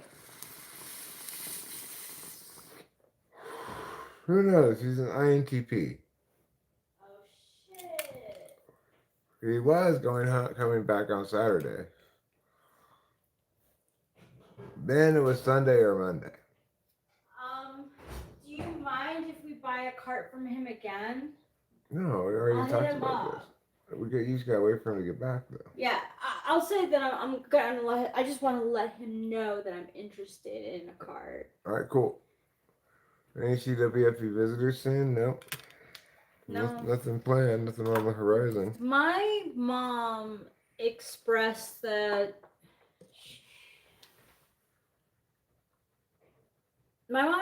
she wants to visit. She wants to see us. How, in what capacity? I don't know what. I don't think this year should be a year. If she wants to come visit us, let her come visit. No, if she wants to come visit us, like, but what if it's Vegas? Is that okay? Oh well, I don't know if I want to go That's travel, but if it's possible, she might say, well, she's gonna fund it out of the remaining funds of that thing or something. That might be what happens. In which case, okay, I don't mind going to Vegas. Okay. Yeah. I'll let her know then. If that's what she wants to do. Yeah, I'll tell her. I'll be like, hey, like, if we go to Vegas, can we take it out of the honeymoon funds? I don't ask that. Just say, you say, we're trying to be as frugal as possible. I don't know if we want to spend the money on a trip. And then if she wants to suggest that alternative, Okay. then fine. You can mention that we spend a ton of money on this car problem. Have you ever talked to her about a car problem? She knows, yeah. So you can just tell her like Eric's really still feeling the sting of that, and we're trying to be as stable as possible. I said that I was even still feeling the sting of it. Okay, yeah, that sounds good. I'll tell her tomorrow. Hello, sire. What hath dawned upon thee, willowing thy mind in this weary cold night? Hath no roof shield thy from the wandering soul in the wilderness of thoughts? Well, good friend, zounds to you. Methinks that yonder moor is bewitched by moonlight twixt. Oh! Thank you. Wow. Oh, Monday I have a typing session. Thank you for reminding me, Winston Plum. Let me check, see what time that I is. have Dr. Ingram on the 4th. The 4th, huh? Yeah. That's coming up very soon. Mm-hmm. Okay. What time? That's a good question. Let me check my calendar.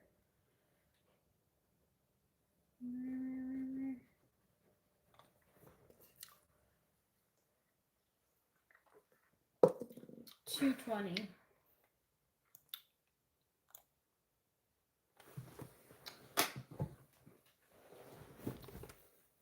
Dr.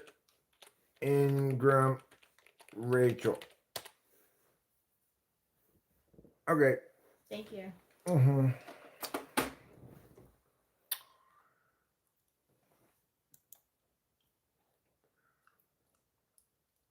All right. Well, I guess it's about time to wrap it up. So thanks for being here. Love you all. Don't forget to eat plenty of cheese. What she said.